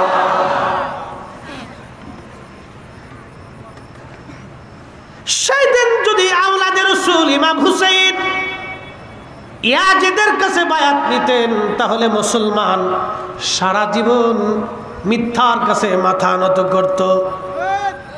আজকে ইসরায়েলের ছেলেদের দিকে, ফিলিস্তিনের বাচ্চাদের দিকে তাকান। সাংবাদিকরা জিজ্ঞেস করলো, মাও নাই, বাবাও নাই, ভাইও নাই, বোনও নাই, কেউ নাই। ছোট্ট শিশুকে জিজ্ঞেস করা হলো কেমন আছো, ওরা বলে আলহামদুলিল্লাহ। খাও কি, বাসস্থান কি, বলে হাসবুনাল্লাহু নি'মাল ওয়াকিল নি'মাল মাওলা ওয়া নি'মান নাসীর। চিৎকার মেরে জোরে বলেন আল্লাহু আকবার। সাক্ষীর আবাসিক আমাদের দেশের ছেলেদেরকে আপনি 10 জন নবীর নাম জিজ্ঞেস করেন, অনেক বাচ্চারা বলতে পারবে না। কিন্তু ফিলিস্তিনের বাচ্চারা, সন্তান বাবা শহীদ হয়েছে, মা শহীদ হয়েছে, তারপরেও বাক্য বলে আলহামদুলিল্লাহ, হাসবুনাল্লাহ নি'মাল ওয়াকিল। ফিলিস্তিনের বাচ্চারা এখনো মাথা নত করে নাই, কারণ আওলাদে রাসূল ইমাম হুসাইনের শিক্ষা আমার নানার উম্মত জীবন দিবা, জীবন চলে যাবে, সন্তান চলে যাবে, রাষ্ট্র চলে যাবে, পরিবার চলে যাবে, সমাজ চলে যাবে, সব ব্যক্তি হয়ে যাবে আলাদা, আত্মীয় স্বজন পার হয়ে যাবে, কিন্তু মিথ্যার কাছে মাথা নত করা যাবে না। আজকে দেখাই দিল ফিলিস্তিনের নারীরা সন্তান শহীদ হয়ে যায়, বোরকা ছাড়ে না, স্বামী শহীদ হয়, তারা হেজাব ছাড়ে না। আর আমার দেশের নারীরা বোরকাই পড়তেই চায় না, হেজাব তাদের মাথায় থাকে না। তার মানে আমরা নামে মুসলমান, কাজে মুসলমান হতে পারি নাই। কথা বলেন ঠিক কিনা? বুঝে যান মুসলিম কাকে বলে। তেলের গাড়ি তেলে চলে, হাওয়ার গাড়ি হাওয়ায় উড়ে, বিনা তেলে চালায় গাড়ি নবী সুলাইমান। আমরা সেই মুসলমান, আমরা সেই মুসলমান। কথা কোন ঠিক কিনা? আজকে সুদের কারবারি করি পয়সার জন্য, ঘুষের কারবারি করি পয়সার জন্য। আপনাদেরকে বলি, আজকে বলে দিয়ে যাই, একজন ব্যক্তি যদি সুদের কারবারি করিয়া 100 কোটি টাকার মালিক হয়, 100 কোটি টাকার মালিক হওয়ার পরে সুন্দর মনোরম একটা প্রাসাদ স্ত্রীকে বানায় দিল, সন্তানদেরকে সুন্দর বিল্ডিং বানায় দিল, দামি দামি গাড়ি দিল। এখন ওই ব্যক্তি যদি তার স্ত্রীকে যায় বলে, বিবি রে আমার তো অনেক সম্পদ আছে, তো তোমার একটা বাড়ি বানাই দিলাম, আমি আর একটা বিয়ে করতে চাই, ওই স্ত্রীকে মানবে?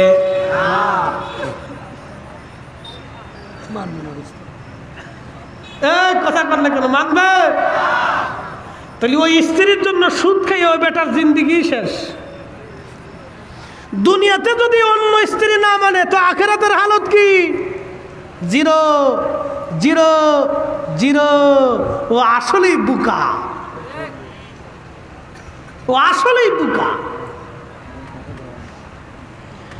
আর আপনাদেরকে বলে দিয়ে যাই, যেই সন্তানের জন্য সুদ ঘুষ খাইয়া হারাম খাইয়া 100 কোটি টাকার মালিক হইল, ওই লোকটা ধরেন তার আর একটা স্ত্রীর প্রয়োজন, তার এই স্ত্রী মারা গেছে, ধরেন আর একটা স্ত্রীর প্রয়োজন, ছেলে মেয়েরা বড় হয়ে গেছে, ওই ছেলেদেরকে ডাক দিয়ে যদি বলে, বাবারা আমার আর একজন স্ত্রীর দরকার, আমি বিয়ে করতে চাই, রাত্রিবেলা গোপনে ছেলে যায় গলার মধ্যে ছুরি ধরে বলবে, বুড়া কালে যদি অকাম করবার চাও, বুড়া তোর জিন্দিগি শেষ করে ফেলব।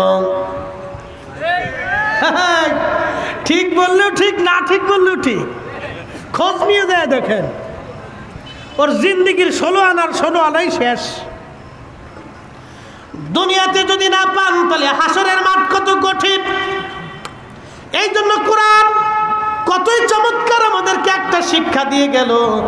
একসাথে জোরে বলেন তো আল্লাহু আকবার।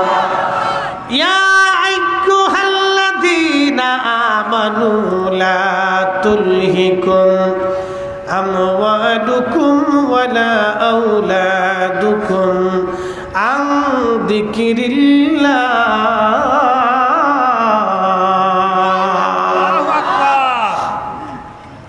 বুঝতে অসুবিধা না? তাহলে দোয়া পর্যন্ত আসেন তো ইনশাল্লাহ?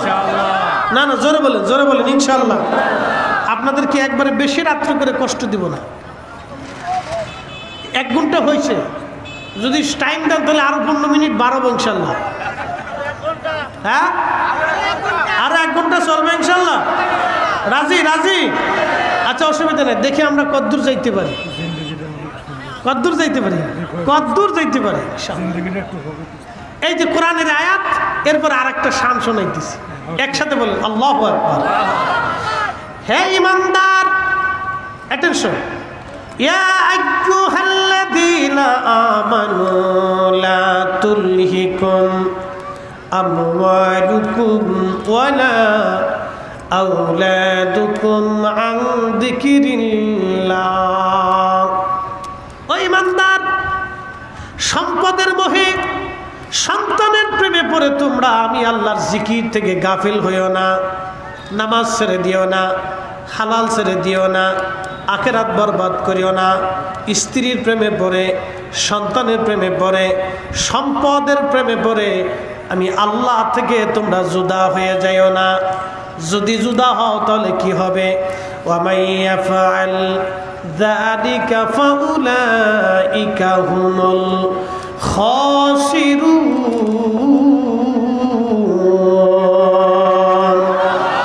তুমি ক্ষতিগ্রস্ত হয়ে যাবে, তোমার আখিরাত বরবাদ হয়ে যাবে।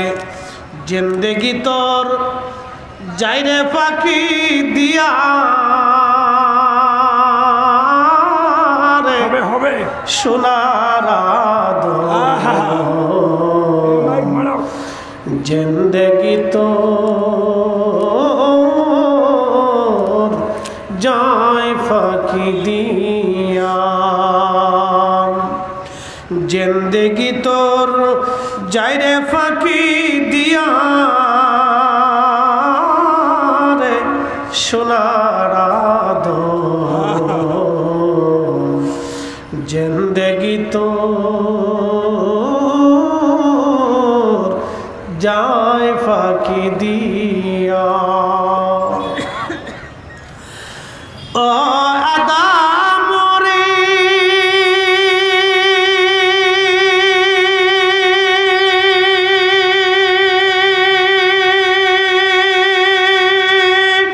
পাক ধরিয়া গেছে দাড়ি, দন্ত আছে গোটা চারি, সমন জারি গিয়াছে করিয়ার সোনার আদর, জিন্দেগি তো যায় ফাঁকি দিয়া। বন্ধু খুশি সেই দিন এই ঠান্ডা শোনার জন্য জিন্দেগি। আল্লাহু আকবার। দোস্ত 1000 টাকা দিছি, আমি দোস্তের হাদিয়া না আমি খুশি হয়ে দিছি, শান শুনলাম একটা জিন্দেগির। বন্ধু 1000 টাকা বকশিস মেরে দিচ্ছে। মাশাআল্লাহ, আপনারা খুশি? কারবালার ওয়াজ কি চলবে? কারবালার দিকে যাচ্ছি। হ্যাঁ, হযরতে ইমাম আহমদ ইবনে হাম্বল রাহমাতুল্লাহ আলাইহি মুসনাদ আহমদ একখানা হাদিসে কারিমা লেখেন। আল্লামা ইমাম ইবনে কাসির আল বেদায়ের মধ্যে লেখেন, কষ্ট হবে না তো? 20টা মিনিট বসবেন তো ইনশাল্লাহ? অনেকেই চিন্তা করবে হুজুর আবার কি ওয়াজ শুরু করলো। শোনেন, এগুলি শোনার বড় প্রয়োজন। বলে ফরিদি হুজুর কারণ কি? আল্লাহু আকবার। নবীজির পরিবারের আহলে বায়াত অনেক সদস্য ছিলেন। প্রিয় নবীর বিবিগণ আহলে বায়াতের অংশ, সন্তানরা আহলে বায়াতের অংশ।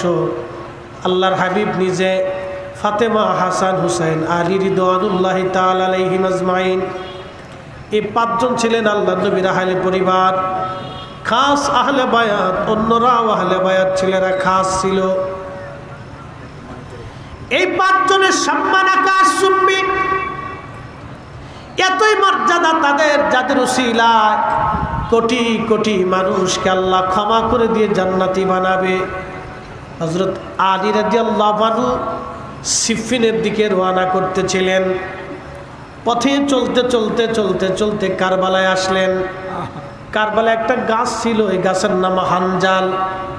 ইমাম ইবনে কাসির লেখেন, এই হানজাল গাছ দেখার পরে হযরত আলী রাদিয়াল্লাহু আনহু বললেন, ও আমার লোকেরা, সাহাবীরা বলো তো এই জায়গার নাম কি? বলে হুজুর এই জায়গার নাম হচ্ছে কারবালা। ওই গাছের নাম কি? বলে হানজাল। হযরত আলী রাদিয়াল্লাহু আনহু ঘোড়ার থেকে নেমে গেলেন, বাহন থেকে সওয়ারি থেকে নামলেন। নামার পরে তিনি ওই হানজাল গাছের পাশে গেলেন, যাই নামাজ বিছাইয়া নামাজ আদায় করলেন। নামাজ শেষ করার পরে হযরত সাইয়্যিদুনা আলী রাদিয়াল্লাহু আনহু দোয়া করতে লাগলেন, আর চোখের পানি ফেলে ফেলে তিনি কাঁদতে লাগলেন। যখন দোয়া শেষ হয়ে গেল, সাহাবীরা জিজ্ঞেস করলেন, আমিরুল মুমিনিন, বিষয়টা বুঝলাম না, এই হানজাল গাছের কাছে কারবালার ময়দানে আপনি কেন কাঁদলেন? এইখানে আপনি কেন নামাজ পড়লেন? দোয়া কেন করলেন? কিসের দোয়া করলেন? কেন চোখের পানি আপনি ফেললেন? হযরত আলী ডাক দিয়ে বললেন, সাহাবীরা রে, আমি আমার মাসুক নবীর পবিত্র জবান থেকে শুনেছি, আল্লাহর নবী বলেছেন কারবালায় এই হানজাল গাছের পাশে এইখানে আমার হুসাইনকে শহীদ করা হবে, আমার হুসাইনের সঙ্গী যারা হবে তাদেরকেও শহীদ করা হবে। সাহাবীদের পরে জমিনের উপরে আসমানের নিচে তারা হবে দামি শহীদ, তাদের শাহাদাতের মর্যাদা থাকবে অপরিসীম। সাহাবা ইকরামের পরেই তাদের মর্যাদা হবে। হযরত আলী বললেন, আমি আমার রসুলের জবান থেকে শুনেছি এইখানে আমার হুসেইন শহীদ হবে সপরিবারে।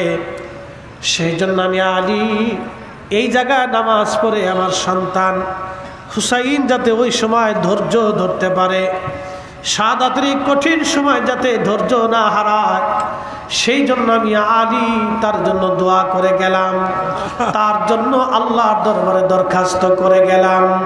একবার জোরে বলা যাবে কি মারহাবা। আখেরি সালাম লন ওহে নানা জান, আপনার হুসাইন যায় কারবালার ময়দান, গো নানা কারবালার ময়দান। হযরত হুসেন কারবালায় উপস্থিত। মনোযোগ, 3 দিন পর্যন্ত পানি বন্ধ হয়ে গেল। ফরাত নদীর তীর সৈন্যরা ঘিরে ফেলল, পানি নাই, খাবার নাই। 3 দিনের শেষ সময়, আল্লাহু আকবার, শেষ সময়ে ছোট্ট শিশু আলী আসগর কোলের মধ্যে। আলী আকবর শহীদ হয়েছে, হযরত ইমাম কাসেম শহীদ হয়েছেন, হযরত আব্বাস আলামদার রাদিয়াল্লাহু আনহু শহীদ হয়েছেন, আরও পরিবারের সদস্যরা শহীদ হয়ে গেছে। শুধু বেঁচে আছে হযরত জয়নুল আবিদিন এবং শিশু আলী আসগর রাদিয়াল্লাহু আনহু। হযরত আলী আসগরকে কোলের মধ্যে নিয়ে ইমাম হুসেইন রাদিয়াল্লাহু আনহু পানির আশায় গেলেন। বিবি শাহরবানু, যিনি পারস্য সাম্রাজ্যের নাতি ছিলেন, হযরত আলী রাদিয়াল্লাহু আনহু পার্সিয়ানদের কাছ থেকে যুদ্ধে বিজয় করার পরে তারা যখন এই অ্যারেস্ট হয়ে যখন মদিনাতে আসলো, হযরত আলী রাদিয়াল্লাহু আনহু নিজে ইমাম হুসাইনের সঙ্গে তার শাদী দিয়েছিলেন। পার্সিয়ান সাম্রাজ্যের নাতি শাহরবানু আল্লাহ তার গর্ভে একটা সন্তান দিয়েছিলেন। এই সন্তানের নাম ছিল আলী আসগর রাদিয়াল্লাহু আনহুকে কোলের মধ্যে নিয়ে বিবি সাহেবা ডেকে বললেন, স্বামী আমার, ওদের দৃষ্টিতে আপনি অপরাধী হতে পারেন, কিন্তু আমার এই কলিজার টুকরা সন্তান তো কোনো অপরাধ করে নাই। একটু পানির জন্য তাকে নিয়ে চলে যান, দেখেন পানি দেয় কিনা। হযরত ইমাম হুসেইন অনেক বড় আশা নিয়ে চলে গেলেন। হযরত ইমাম হুসেইন কোলের মধ্যে সন্তান নিয়ে গেলেন। 22,000 ইয়াজিদি সৈন্যরা সামনে দাঁড়ানো। আওলাদে রসুল তাদেরকে ডেকে বলেন, নানার উম্মত, তোমরা আমার দৃষ্টিতে, তোমাদের দৃষ্টিতে আমি অপরাধী হতে পারি, তোমাদের দুশ্মন হতে পারি, কিন্তু আমার ছোট্ট শিশু আলী আসগর তো কোনো অপরাধ করে নাই। একটু পানি তুমি দয়া করে তাকে দাও।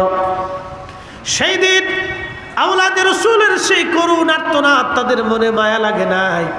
চিন্তা করেন পৃথিবীর কত বড় নির্মমতা, কত কঠিন নির্মমতা সেই দিন প্রদর্শন করা হয়েছিল। আল্লাহু আকবার। ইমাম হুসেইন রাদিয়াল্লাহু আনহু বারবার বললেন, দেখো, যদি বিশ্বাস না করো, অন্তত আমার কোল থেকে সন্তানটাকে নিয়ে যে অন্তত সন্তানটাকে একটু পানি পান করায় দাও। সাতক্ষীরাবাসী সন্তানটাকে নিয়ে গেলেন। আওলাদে রসুল বুকের মধ্যে ধরে বসে আছে। সীমার সেদিন ডেকে বলল, দাঁড়াও, জনমের পানি তোমাদেরকে পান করাচ্ছি। এক নাফরমান ইয়াজিদ শিবির থেকে একটা তীর ছুঁড়ে মারল। তীরটা এসে আওলাদে রসুলের বক্ষর মধ্যে ধরে রাখা ছোট্ট শিশু আলী আসগরের কলিজা বিদীর্ণ হলো। বাবার কোলের মধ্যে সন্তানটা ছটফট করে শহীদ হতে লাগলেন। ইমাম হুসেইন রাদিয়াল্লাহু আনহু রক্তমাখা অবস্থায় সন্তানকে নিয়ে দ্রুত গতিতে তাঁবুর কাছে ফিরে আসলেন। বিবিকে ডাকতে বলেন, বিবিরে, তাঁবু থেকে বের হয়ে আসো। আমি আমার আলী আসগর কেমন পানি পান করাইছি, কোনো দিন আর পানির জন্য বিরক্ত করবে না। বিবিরে, আয় আয়, এমন পানি পান করাইছি, দেখো। এত সময় আমার নানা রাহমাতুল লিল আলামিন হাউজে কাউসারের পানি পান করাইয়া আমার আসগরের কলিজা ঠান্ডা বানাইছে। বিবি, আসো, আমার সন্তান দুনিয়াতে তোমাকে আর কষ্ট দেবে না। শাহরবানু বিবি সাহেবরা দৌড়ে আসলেন। হযরত ইমাম জয়নুল আবেদিন একমাত্র বেঁচে যাওয়া পুরুষ। তিনি বলতেছিলেন দুনিয়ার মানুষে, ভাই শহীদ হওয়ার দৃশ্যগুলি দেখেছি, বাবার কল রক্তে ভিজা পেয়েছি, আমি একমাত্র বেঁচে যাওয়া পুরুষ সাক্ষী। সেই দিন আমার আব্বা জান কোলের মধ্যে সন্তানকে নিয়ে আহা চোখের পানি ছেড়ে ছেড়ে কাঁদতেছিল, বলতেছিল রাব্বে কারীম, আমি আমার সন্তানদেরকে পানির আশায় পানির জন্য তাদের সামনে গিয়েছিলাম, আল্লাহ তুমি সাক্ষী থাকো মালিক, আমি আমার সন্তানকে পানির আশায় গিয়েছিলাম, ওরা পানিবিহীন আমার সন্তানকে শহীদ করেছে। আমি দুনিয়ার এই ফয়সালা চাই না, আমি হাসরের ময়দানের ফয়সালার জন্য অপেক্ষা করব।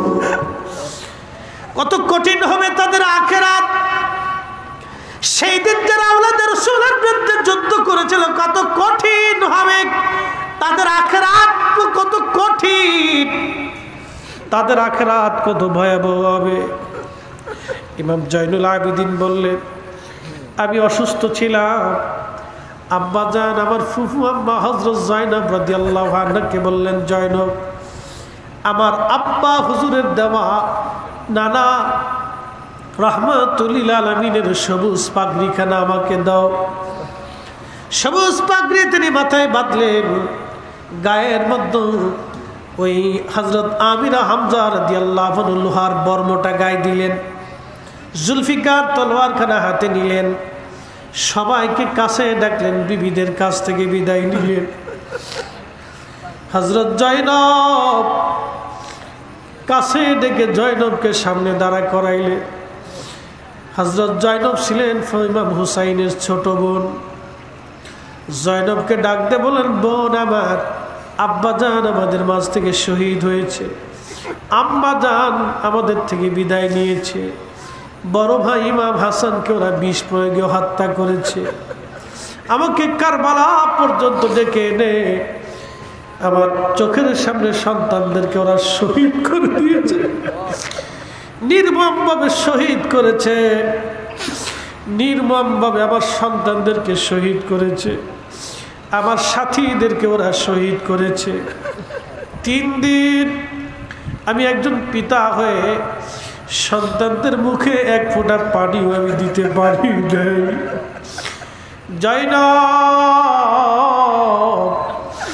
আমার অবর্তমানে তোমাদেরকে এই পরিবারের মধ্যে তোমাকে মুরব্বী হিসেবে রেখে যাচ্ছি। জয়নব রে, 2টি ওসিয়ত তোমার জন্য আমি করে যাচ্ছি। প্রথম ওসিয়ত হলো আমার জয়নুলকে রেখে গেলাম, জয়নুল আবেদিন, আমি আমার জয়নুল আবেদিনকে রেখে যাচ্ছি, আমার নানার উম্মতের দ্বীনের জন্য তাকে রেখে গেলাম। সাবধান জয়নব, আমার জয়নুলের মনে ব্যথা দিবি না, কষ্ট দিবি না, সন্তানের মতো লালন করবি।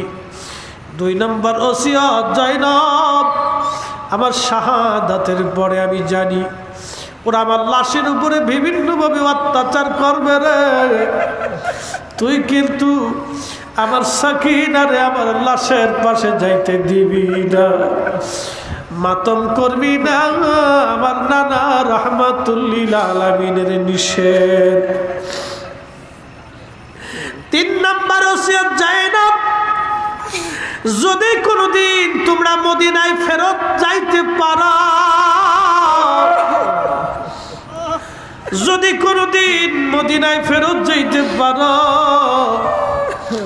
জয়নব রে, দুনিয়ার কোন রাজা বাচ্চার আদালতে আমাদের হত্যার ফায়সালার জন্য বিচার চাবি না, দুনিয়ার কোন রাজা বাচ্চার দরবারে আমাদের হত্যার জন্য, শাহাদাতের জন্য, নির্মমতার জন্য ফায়সালা টানতে যাবি না। যদি কোনোদিন মদিনায় যাওয়ার সুযোগ হয় রে জয়নব, কারো বাড়ি যাবি না, কারো ঘরে যাবি না, সর্বপ্রথম আমার নানা রাহমাতুল লিল আলামিনের রওজার পাশে যে দাঁড়াবি।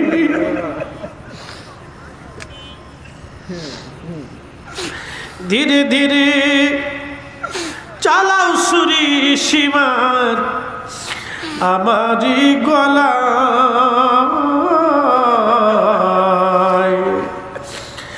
জয়নাল আবেদিনের কান্দন শুনতে দাও আমায়, জয়নাল আবেদিনের কান্দন শুনতে দাও আমায়।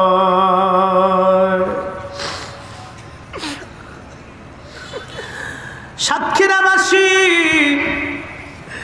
হযরত ইমাম হুসাইন ওসিয়ত করার পরে উনি যুদ্ধের ময়দানে চলে গেলেন। যুদ্ধের ময়দানে চলে যাওয়ার পরে নির্মমভাবে তাকে শহীদ করা হলো। সাতক্ষীরার মুসলমান আজকে শুনে যান, ইমাম ইবনু কাসির আল বাদার মধ্যে লেখেন 133টা তীর পুরো শরীর মুবারক থেকে ঝাঁঝরা করে ফেলেছিল। 21টা বর্ষার আঘাত শরীরের মধ্যে ছিল, 33টা তলোয়ারের আঘাত ওনার শরীরের মধ্যে ছিল। পুরা শরীর মুবারক থেকে ঝাঁঝরা করে ফেলে দেওয়া হয়েছিল। উনি যখন শহীদ হয়ে যান, ওনার দেহ থেকে মাথা মোবারক কেটে আলাদা করে ফেলে দেওয়া হলো। ইমাম ইবনু কাসির আল বেদার মধ্যে বিশুদ্ধ সনদে লেখেন,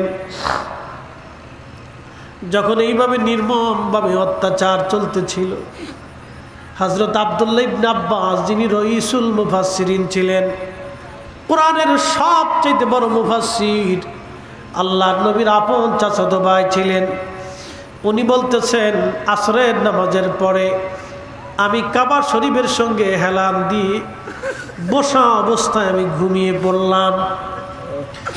আল্লাহর ঘরের সাথে হেলান দিয়ে ঘুমিয়ে পড়েছি।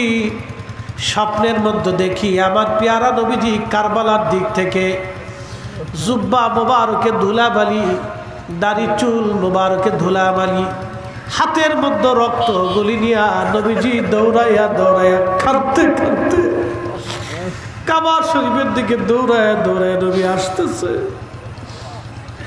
ইবনে আব্বাস বলে, দুনিয়ার মানুষ স্বপ্নের মধ্যেই দৃশ্যখানা দেখে আমি নবীজিকে বললাম, ইয়া রাসূলুল্লাহ, জীবনে কোনোদিন আপনার গায়ে ধুলাবালি দেখি নাই, চুল দাড়ি মুবারক এরকম ধুলাবালি এলোমেলো দেখি নেই, হাতের মধ্যে রক্ত কেন নবীজি? কেঁদে কেঁদে কেন আপনি কাবার দিকে দৌড়ে আসতেছে? আল্লাহর নবী ডাক দেখা, ইবনে আব্বাস রে, আব্দুল্লাহ রে, মক্কায় খবর দাও আমার হুসাইন দুনিয়ায় নাই,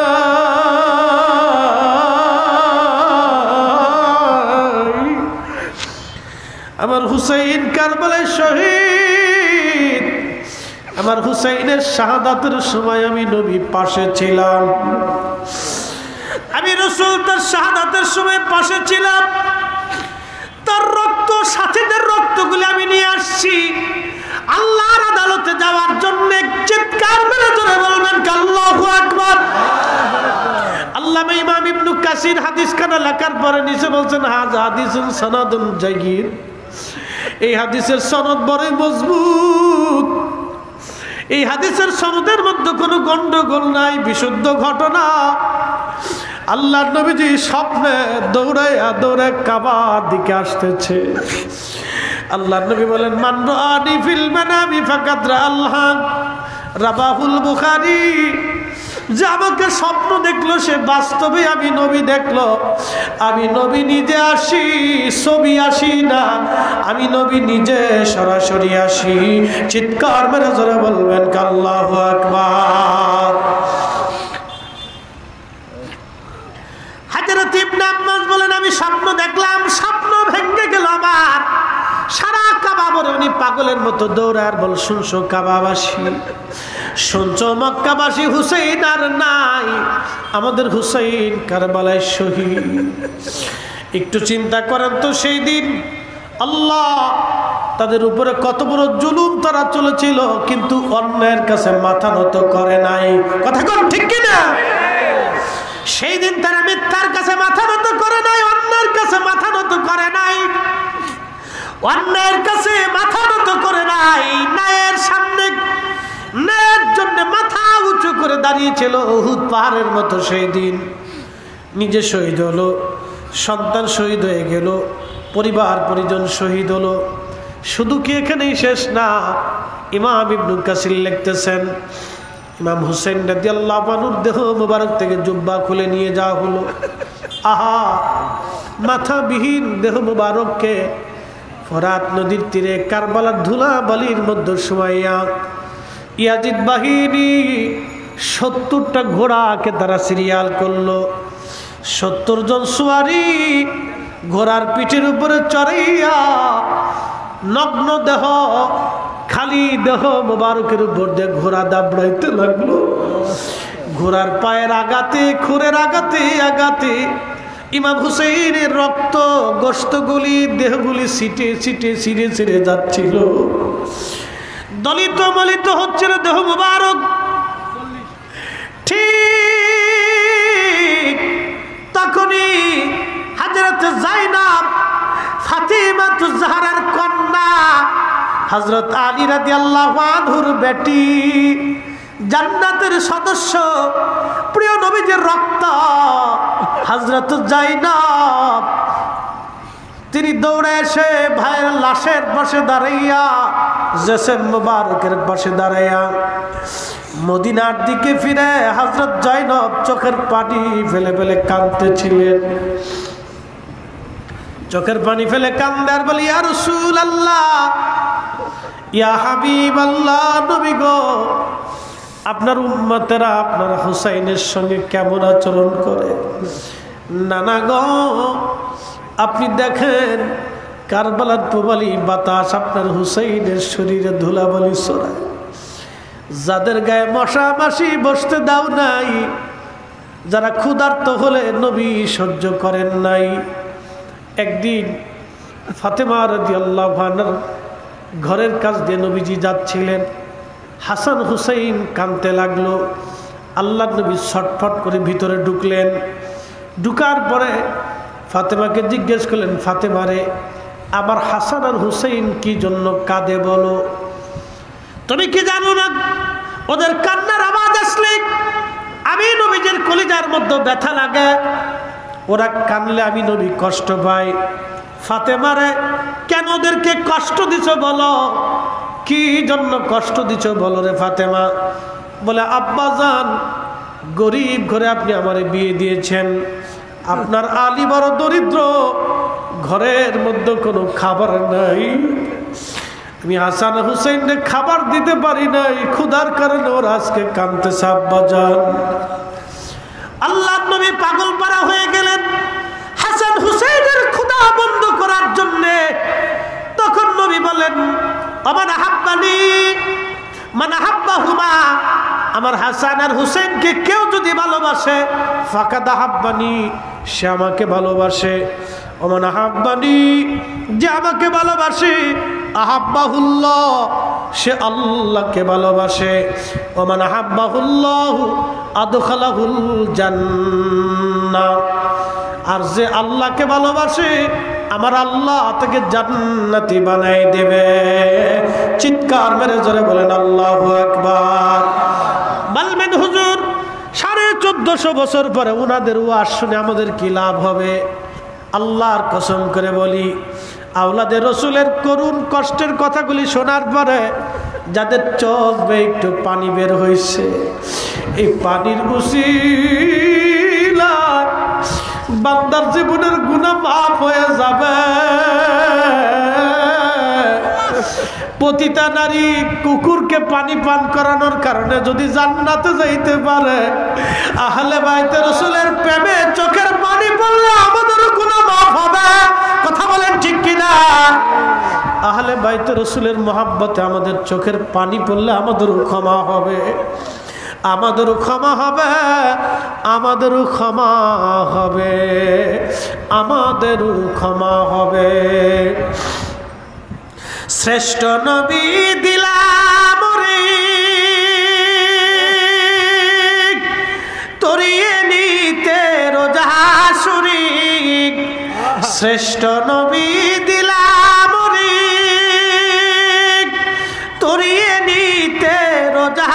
শরীক পথ না ভুলি, তাই তো দিলে পাক কুরআনের বাণী খুদা তোমার মেহেরবানি। ঠিক কিনা? সুন্দর ফুল সুন্দর ফল মিঠা নদীর পানি খুদা তোমার মেহেরবানি। কোরআন আল্লাহ বলতেছেন, কুল ইন কুনতুম তুহিব্বুনাল্লাহা ফাত্তাবিউনি ইউহিব্বুকুমুল্লাহ। আলোচনা আর দীর্ঘায়িত করব না। আলোচনার মূল প্রতিপাদ্য বিষয় আমি বলে ফেলেছি। মিথ্যার কাছে মাথা নত করা যাবে না, অন্যায়ের কাছে মাথা নত হবে না, হকের জন্য মাথা উঁচু করে দাঁড়ায় থাকতে হবে। কথা বলেন ঠিক কিনা? আল্লাহ কবুল করুন, সকলেই বলেন আমিন। আল্লাহু আকবার। সে আমাকে টাকা দেয় নাই, বরং মূলত আহলে বাইত রাসূলের মহাব্বতে দিয়েছে। কি কথা বলেন ঠিক কিনা? এ হাদিয়াটা আমার জন্য না, এটা আহলে বাইত রাসূলের মহাব্বতে দিয়েছে। কথাগুলি শোনা লাগবে আমাদেরকে। তাহলে আপনারা বলেন, বেশি বেশি দোয়ার দরকার আছে না নাই? এক কথা বলেন, দরকার আছে। হালাল খাবার হালাল খাদ্য ভক্ষণ করবেন, হারাম খাইয়া কোনোদিনও হজ যদিও করেন, এই যে সামনে হজ 30 অথবা 1 তারিখে আমার ফ্লাইট, আমি হজে যাব, দোয়া করবেন। এ বন্ধু, হজে চলে যাবেন। আমার মুআল্লিম আমাকে বলতেছিলেন, আমার যিনি হজে নেবেন এই খাজা এয়ারলাইন্স জালালাবাদী সাহেব, তিনি বলতেছেন যে মামা কথা শুনেন, এক ভদ্রলোক ওনার কাছে আসছে, আয়সা বলতেছে, হুজুর আপনি আমাকে একটা প্যাকেজ দেন। তো উনি ওনার ট্রাভেলসটা খুব দামি এবং বড় বড় হায়ার এডুকেটেড পার্সন ওনারটাই যায়। তো বলতেছে, আমার ট্রাভেলসে 22 লক্ষ টাকার প্যাকেজ আছে, 25 লক্ষ আছে, 30 লক্ষ আছে, কোনটায় যাবেন? কয় না, সবচাইতে কম যেটা এটা দেন। সরকারি হিসেবে 5,80,000 বা 90,000। বলতেছে, আপনি এত বড় কোটি কোটি টাকার মালিক? বলতেছে, মালিক হইতে পারি, আমার টাকা তো হারাম, কারণ আমি টেবিলের নিচ দিয়ে মাইরে দিছি। বলে, হজে যাবেন কেমনে? বলে, বাবার জমি বিক্রি করে। দেখেন কত বড় চালাক, কোটি কোটি টাকার মালিক, কিন্তু টেবিলের নিচ দিয়ে টাকা। বলছে 22 লক্ষ টাকার প্যাকেজ নেন। কয় না, একবার সর্বনিম্ন যেটা, কয় বাবার জমি বেচে তারপরে হজে যাব, হজেরটা হালাল রাখতেছি। আমি বললাম, তারা জিজ্ঞেস করবো যে এতদিন যা খাইছে এটা কোথায় গেছে? যেই টাকাটা খাইছে, হারাম টাকা আর গরুর গোশত আর শুয়োরের গোশতের মধ্যে কোনো তফাৎ নাই। আসতে বলেন কেন? জোরে বলেন। হারাম টাকা আর খাসির গোশত আর কুকুরের গোশতের মধ্যে কোনো তফাৎ নেই, এটাও হারাম, এটাও হারাম। আমি বললাম, এতদিন যা খাইলো তাহলে সেটা কোথায় গেছে? আল্লাহ রাসূল বললেন, যে শরীর হারাম খাদ্য দিয়ে গঠিত হয়, সেই শরীর কখনো জান্নাতে যাবে না। চিন্তা করেন তো, ইমাম হুসাইন যদি সেই দিন ইয়াজিদের কাছে মাথা নত করতেন, তাহলে আজকেও এই উম্মত মিথ্যার কাছে মাথা নত করত। দেখবেন এই উম্মত এখনো হকের উপরে জিন্দা থাকে, এখনো মাথা উঁচু করেই থাকে। কথা কম না কেন? ঠিক কিনা? আল্লাহ কবুল করুন, সকলে বলেন আমিন। এসেছেন যত নবী, সকলের ইমাম, আসেন দুয়ার আগে আমরা নবীজিকে সালাম দিব। এসেছেন যত নবী, সকলের ইমাম, সালাম নবী তোমায় হাজার সালাম, ইয়া নবী সালাম।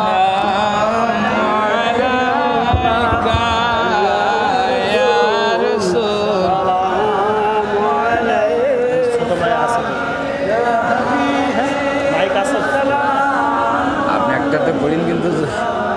একটা ক্যাম্প করেন, কিন্তু শেষ হজুর কাছে দিয়ে বলো শেষ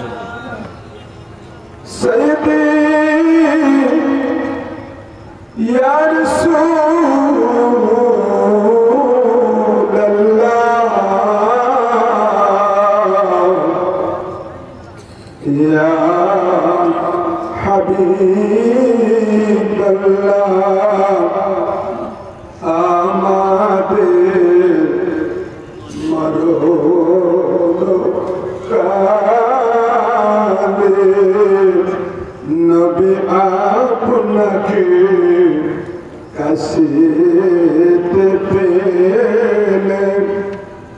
থাকবে না মরণ যন্ত্রণা এটুকুই মধুর কামনা ইয়া নবী سلام عليك يا رسول سلام عليك يا حبيب سلام عليك صلوات الله عليك মদিনার অলি গলিতে মন যে যায় ছুটিয়া বেড়াইতে বুক ভরা সালাম দিতে নবীজি গো আপনার রওজাতে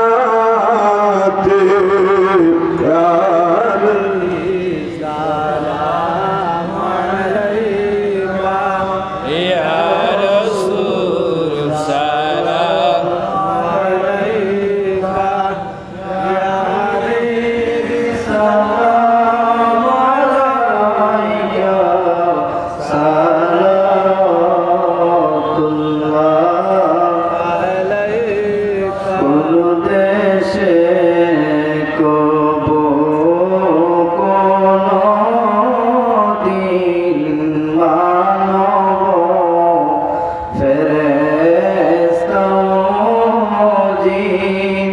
যেতে পারেনি কবু পারবে না সেই দেশে আমার রাসূলুল্লাহ নবী سلام عليك يا رسول سلام عليك يا حبيب سلام عليك صلوات الله عليك জীবনে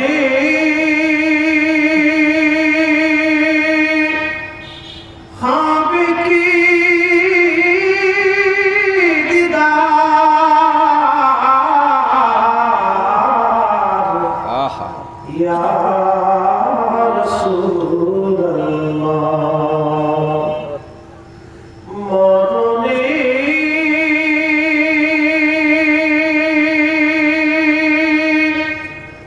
পাবো কি দেখা ইয়া হাবিবাল্লাহ আমার মরণ কালে আপনাকে শিওরে পেলে থাকবে না মরণ যন্ত্রণা এই শুধু মনের বাসনা ইয়া নবী سلام عليك يا رسول سلام عليك يا حبيب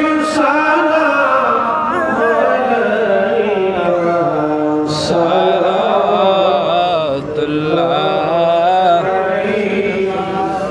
بلغ المولى بكماله كشف الدجى بجماله حسنت جميع خصاله صلوا عليه وآله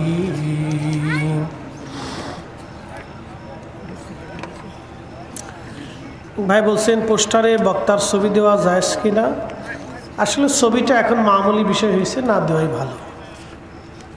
ছবি এখন ঘরে ঘরে, রাস্তাঘাটে, হাটে বাজারে, মোবাইলে সোবাইলে সব জায়গায় হয়ে গেছে। কোনো মসজিদের ইমাম যদি বিতর্কিত হয়ে যায়, তখন মুসল্লির ইমামের প্রতি নারাজ হয়ে ইমাম পরিবর্তন করতে চায়, কিন্তু ম্যানেজিং কমিটি ইমাম পরিবর্তন করে না। আচ্ছা, এক্ষেত্রে অনেকেই মুসল্লিরা ইমামের প্রতি যদি নারাজ হয়ে যায়, এটা এগুলা আপনাদের সামাজিক বিষয়, তো কোন বিষয় নারাজ হয়েছে এটা তো আমি জানি না। এটা একটা বিষয় থাকে, এটা সামাজিকভাবে এটা আপনারা মিট করে নেবেন ইনশাআল্লাহ। মানুষ মারা যাওয়ার পরে কবরের উপরে খেজুর পাতা পুঁতে দেওয়া যায় যে আছে কিনা, এটা দিলে কি হয়? দেখেন, এক হাদিসে সহিহ বুখারীতে আসছে, আল্লাহ রসুল খেজুরের 2টা ডাল কবরে গেড়ে দিয়েছিলেন একটা উদ্দেশ্যে, যাতে এই ডাল যত সময় পর্যন্ত আল্লাহ জিকির করে, জিকিরের কারণে কবরের আযাব হালকা হয়ে যাবে। সুবহানাল্লাহ। তা কেউ যদি দিতে চায় দিবে, সমস্যা নেই, কোনো নিষেধ নেই। আবার কেউ বলবে পুরান কবরে দিবে না, নতুন কবরে দিবে, এটা নানান তাল বাহানা। এখানে উদ্দেশ্য বুঝতে হবে। উদ্দেশ্যটা হলো যাতে ওই জিকিরের কারণে কবরের আযাব হালকা হয়, মাফ হয়ে যায়, এই জন্য খেজুরের ডাল পুঁতে দিয়েছিলেন। তা আমরা যেমন এখানে উদ্দেশ্য করে আসছি যে আমাদের এই মাহফিলটা হবে, মানুষ ওয়াজ নসিহত শুনবে, কিছু দিন শিখবে, দোয়া করবে, এই উদ্দেশ্যে আপনারা এখানে আসছেন না। দৌল্লাহ নাহমাদুহু, আল্লাহর প্রশংসা, আল্লাহর গুণকীর্তন, আল্লাহর হামদের জন্য আসছেন। দিন তারিখ সময় নির্দিষ্ট যে সময় হোক, এটা বেহেশতের বাগান।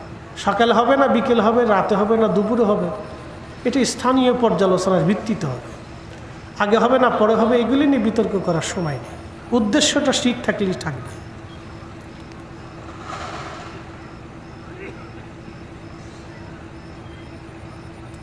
ভাই বোনদের ফারাজ না বুঝিয়ে দিলে কি হয়? আচ্ছা, ভাই বোনদের জমি জমা অবশ্যই বুঝাই দিতে হবে, এটা হক, দায়িত্ব, এটা আল্লাহ প্রদত্ত আইন। আপনার ছোট ভাই বা বড় ভাই যারা আছে, যার যার সম্পদ তাকে তাকে বুঝাই দিবেন, বোনের সম্পদ তাকে বুঝাই দিবেন, এটা আমাদের সবারই নৈতিক দায়িত্ব। আল্লাহর আইন, আল্লাহর বিধান যদি না দেন, তাহলে ভাই বোনের হক আপনি নষ্ট করলেন, তাহলে আপনি দায়ী থাকবেন। এই বিষয়টা খেয়াল রাখতে হবে, এটা আল্লাহর বান্দার হক, এটা ফরজিয়ত, অবশ্যই করণীয়। মসজিদে আজান ছাড়া অন্য এটি কি বোঝা যায় না, অন্য নামাজ করা যাবে কিনা না কি, যাক এটা প্রশ্নটা ক্লিয়ার না আর কি। আচ্ছা যাক, ধন্যবাদ।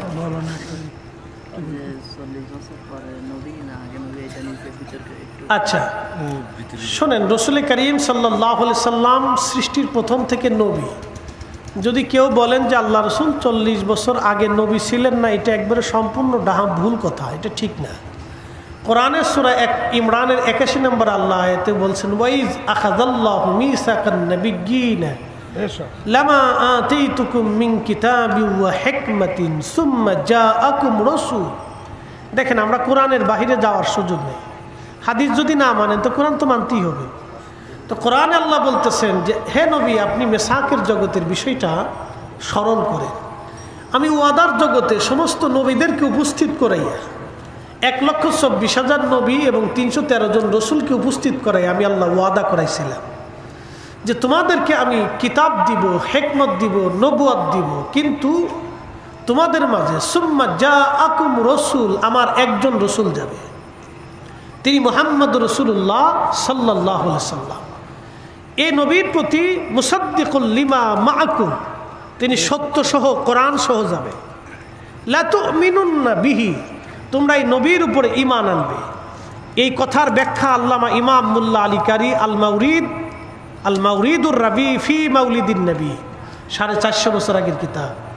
আল্লামা ইমাম শামসুদ্দিন সাখাবি, আল্লামা ইমাম তাকিউদ্দিন সুবকি রাহিমাহুল্লাহর দুইজনের কওল টেনে এনে মুল্লা আলী কারি রাহিমাহুল্লাহর মতো বিশ্ববিখ্যাত মুহাদ্দিস এবং তৎকালীন জমানার মক্কা মদিনার ইমাম ছিলেন, হারামাইন শরীফাইনের ইমামুল হারামাইন, ওই জমানার মুজাদ্দিদ ছিলেন, ওই জমানার বিশ্ববিখ্যাত মুহাদ্দিস ছিলেন। ওনার দস্তখত ছাড়া মক্কা মদিনায় কেউ মুহাদ্দিসের খেতাব পাইত না। তিনি লিখতেছেন, প্রত্যক্ষ না পরোক্ষভাবে সমস্ত নবীরাই আমার নবীর উম্মত। এই আয়াত থেকে একসাথে বলবেন আল্লাহু আকবার। সমস্ত নবীদের কালেমা ছিল লা ইলাহা ইল্লাল্লাহ মুহাম্মাদুর রাসূলুল্লাহ। এই কালেমার উপরে সব নবীরা ইস্তেকামাত ছিল, দায়েম কায়েম ছিল। শুধু কায়েমই ছিলেন না, তারা সমস্ত নবীরাই তাদের উম্মতের মাঝে আমাদের নবীর প্রশংসা করতেন এবং সুসংবাদ দিতেন। একসাথে বলা যাবে না সুবহানাল্লাহ? অতএব এগুলো কোরআন কর্তৃক সাবিত। হয়তো অনেকের ভুল হতে পারে না। এই জন্য কোরআনের যে বিষয়গুলি সুস্পষ্টভাবে আসছে এগুলিকে অস্বীকার করার কোনো সুযোগ আমাদের নাই। ভুল তো ভুলই, শানে রেসালাতে যদি ভুল হয় এতে ভুল স্বীকার করার তো কোনো দোষ নাই। আমার ভুল হতেই পারে। আমি একজন বক্তা, এখানে আপনাদের এখানে প্রায় 2.5 ঘন্টা হবে মোনাজাত দিয়ে, তো আর এক জায়গায় 2 ঘন্টা 2.5 ঘন্টা কথা বলতে হয়, তো একটা হতে পারে, হয়ে যেতে পারে। এই জন্য এটা না, ভুল স্বীকার করলে হয় যে এটা হয়ে গেছে, সমস্যা নেই ইনশাল্লাহ। আল্লাহ আমাদের সকলকে বুঝার তৌফিক দিক, সকলে বলে না আমিন। তো দোয়া করে দিলেন মেম্বার ভাই কোন বিশেষ করে উনি আসেন, বিশেষ করে যে ছেলেরা মিলে এর পক্ষ থেকে আয়োজন করেছে, সাহায্য করে এনার জন্য কাজ করে। মাশাআল্লাহ, আমাদের পিডিকে মিতালি সংঘ অত্যন্ত সুন্দর চমৎকার আয়োজন করছে। আমরা সকলে বলি না মারহাবা। কালকে জুমার দিন, আজকে জুমার রাত, খুব সুন্দর সময়ে আজকের মাহফিলটা কায়েম হয়েছে। আকাশ আল্লাহ পরিষ্কার করে দিয়ে আমাদেরকে সুযোগ করে দিয়েছে। রফিক মেম্বার এবং রবিউল ইসলাম চা বিক্রেতারা দুজনের বেশি কষ্ট। আমার এই সিরিজের জন্য বিশেষ রফিক ভাই মেম্বার সাহেব আর এই জন্য রবিউল ইসলাম বিরাট কষ্ট। ভাইয়ের নাম কি জানো? রফিক ভাই তো আমার সাথে কথা বলছে। আর মেম্বার সাহেব আমাদের যাক আলহামদুলিল্লাহ। এই তো রফিক ভাই আমাদের মেম্বার সাহেব অত্যন্ত পরিশ্রম করছেন। সবাই মিলে এই প্রতিষ্ঠানের যারা ম্যানেজিং কমিটি আছেন বা এই প্রতিষ্ঠানের যিনি হেডমাস্টার আছেন বা শিক্ষক মহোদয় যারা আছেন, এলাকাবাসী সবাই, ক্লাবের ছেলেরা, দেশে বিদেশে সবাই সহযোগিতা করছে। সবার সহযোগিতায় সুন্দর বাগান হয়েছে। আল্লাহ এখান থেকে কিছু কথা আপনার বাড়ি পর্যন্ত নিয়ে যেতে হবে। ইবাদত কবুলিয়তের প্রথম শর্ত হচ্ছে হালাল খাবার। এটা আপনাদেরকে অবশ্যই এই হালাল খাবারের উপর ইস্তেকামাত থাকতে হবে, প্রতিষ্ঠিত থাকতে হবে। আর মানুষ ঠকানো, একটা কথা মনে রাখবেন, আপনি যদি মানুষ ঠকান তো আপনাকে ঠকতে হবে। মানুষকে ঠকায় কেউ জিতে না, সে নিজে ঠকে। যে ঠকায় সে ঠকে। কি কথা ঠিক কিনা? যে ঠকায় সে কি ঠকে। আমরা প্রতিবেশীরা মিলেমিশে থাকবো। আল্লাহ রসুল বলছেন তোমার তরকারির ভিতরে ঝোল বাড়াও। তো সাহাবা ইকরাম বলেন ইয়া রাসূলুল্লাহ কেন বাড়াবো? বলছে তোমার প্রতিবেশীদেরকে তোমার তরকারির সাথে সংযুক্ত করো, তোমার প্রতিবেশীদেরকে খাওয়াও। প্রতিবেশীদের প্রতি রসুল করিমের ভালোবাসা এতটাই ছিল যে নবীজি সাহাবা ইকরাম চিন্তায় ছিলেন যে এই মেরাসের ভিতরে, মানে হকের ভিতরে, জমি জমার ভিতরে আবার অংশীদার না করে দেয়। আল্লাহু আকবার। এই জন্য আমরা অনেক সময় বুঝি না, এগুলি আমরা খেলা। 26 তারিখে ইনশাল্লাহ রামজীবনপুর, ওইখানে আসবো ইনশাল্লাহ। রামজীবনপুর মদিনাতুল উলুম মাদ্রাসার এই নূরনগরে 26 তারিখে ইনশাল্লাহ আবার দেখা হবে, যদি আল্লাহ হায়াতে বাঁচায় রাখে। হজে যাওয়ার আগে ইনশাল্লাহ আবার দেখা হবে। আল্লাহ সকলকে আল্লাহর দ্বীনের উপরে, রসুল করিমের গোলামির পথে আল্লাহ মঞ্জুর করুক, আমিন। আস্তাগফিরুল্লাহ রাব্বি মিন কুল্লি যামবি ওয়া আতুবু ইলাইহি লা হাওলা ওয়ালা কুওয়াতা ইল্লা বিল্লাহ। জুমার রাত্রে মা বাবা দোয়ার প্রতীক্ষায় বসে থেকে আজ কবর দেশে যারা চলে গেছে, মা বাবার কথা, বংশের মানুষের কথা মনে করে কত মানুষ কবর দেশে চলে গেল রে, আর কোনো দিন তারা ফিরে আসে নাই। আগামী দিন আমাদেরও কবরের ঘর হতে পারে, কোনো দিন আমরাও আর ফিরে আসবো না। আগামীকাল কবর যদি হয়ে যায়, প্রশ্নের জবাব আমি দিতে পারবো কিনা তাও আমাদের জানা নাই। জীবনের শেষ মোনাজাত আর মাহফিল মনে করে রব্বে করিমের শাহী দরবারে আমরা হাত তুলে সকলে বলি আল্লাহুম্মা আমিন। রব্বানা আতিনা ফিদ দুনিয়া হাসানাতাও ওয়া ফিল আখিরাতি হাসানাতাও ওয়া কিনা আযাবান নার। রব্বানা লা তুজিগ কুলুবানা বা'দা ইয হাদাইতানা ওয়া হাব লানা মিন লাদুনকা রাহমাতান ইন্নাকা আনতাল ওয়াহ্হাব। আল্লাহুম্মা রব্বুল আলামিন হাজার হাজার তোমার মায়ার বান্দা বান্দিদেরকে নিয়ে হাত বাড়াইছি আল্লাহ। মধ্য রজনী পার হয়ে গেছে, তাহাজ্জুদের ওক্তর দিকে চলে গেছে সময়। ইয়া রব, তুমি মালিকের আসমানে হাত বাড়াইছি, জানি এই সময় বাংলার কোনো আদালত থেকে, কোর্ট থেকে কোনো আসামি জামিন করে বের করার কোনো সুযোগ নাই, কিন্তু তুমি রব্বে করিমের মহা রহমতের দরজা থেকে, কোর্ট থেকে তুমি যে কোনো সময় সব আসামিকে খালাস দিয়ে দিতে পারো।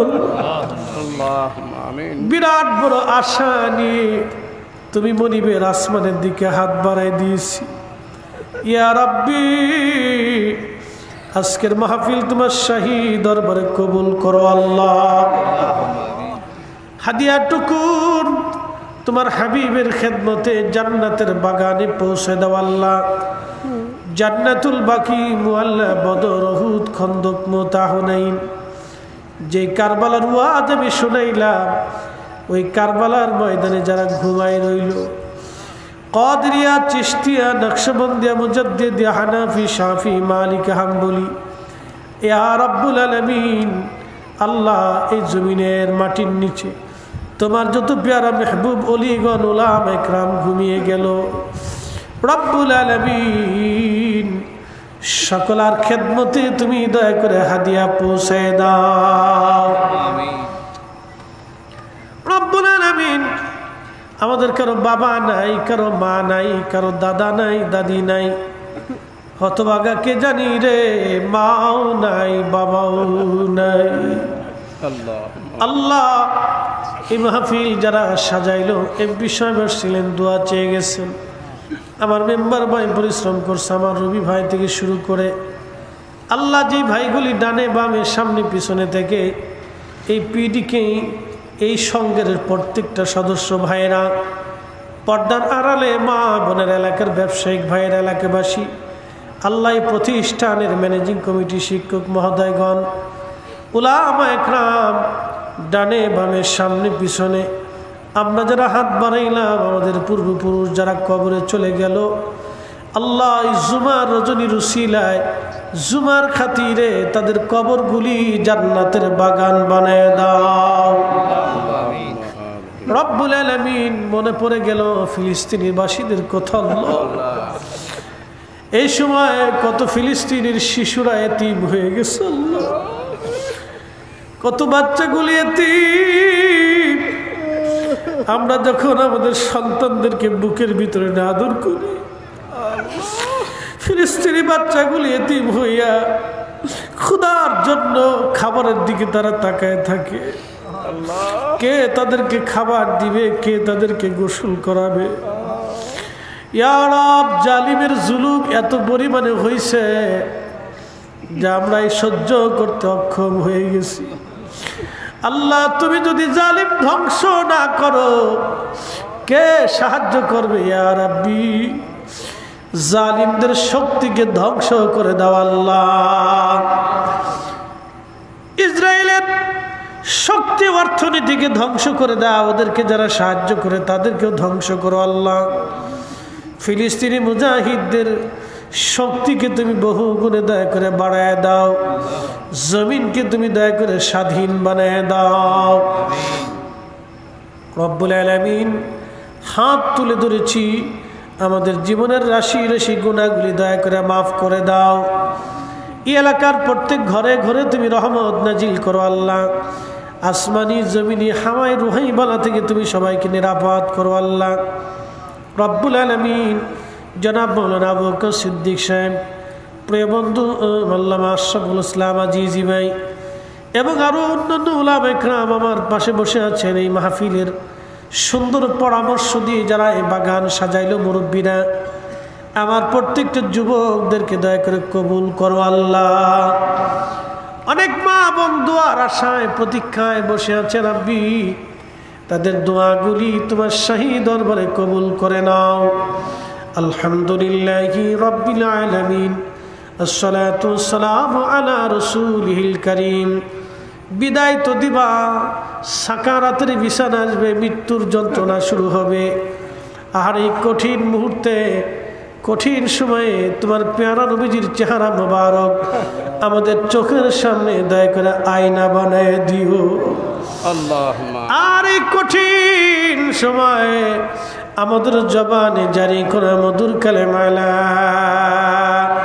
ইলাহা ইল্লাল্লাহু মুহাম্মাদুর রাসূলুল্লাহ সাল্লাল্লাহু আলাইহি ওয়াসাল্লাম মুফতি জহিরুল ইসলাম ফরিদি লিখে ইউটিউবে বাংলা ইংরেজিতে সার্চ দিলে অনেক ওয়াজ আছে, দেখবেন আর দোয়া করবেন ইনশাআল্লাহ। ভালো আছেন? এখানে মাদ্রাসা করছে কি মাদ্রাসা? মাসুমিয়া আজিজিয়া আজিজিয়া মাসুমিয়া মাসুমিয়া আজিজিয়া মাসুমিয়া তাহফিজুল কোরআন মাদ্রাসা ইনশাআল্লাহ। এই মাদ্রাসার জন্য আপনারা দোয়া করবেন। এই পাশেই না আজিজিয়া মাসুমিয়া তাহফিজুল কোরআন মাদ্রাসা, মাশাআল্লাহ। আল্লাহ কবুল করুক। আল্লাহর একজন ওলির নাম ললতা হুজুর কিবলার নাম গুনাহগারকাটি বিশ্ববিদ্যালয়। মাশাআল্লাহ মাশাআল্লাহ, দোয়া করুন আল্লাহর ওলির নামে মাদ্রাসা, মাশাআল্লাহ। আল্লাহু আকবার। আল্লাহ কবুল করুক। আসসালামু আলাইকুম।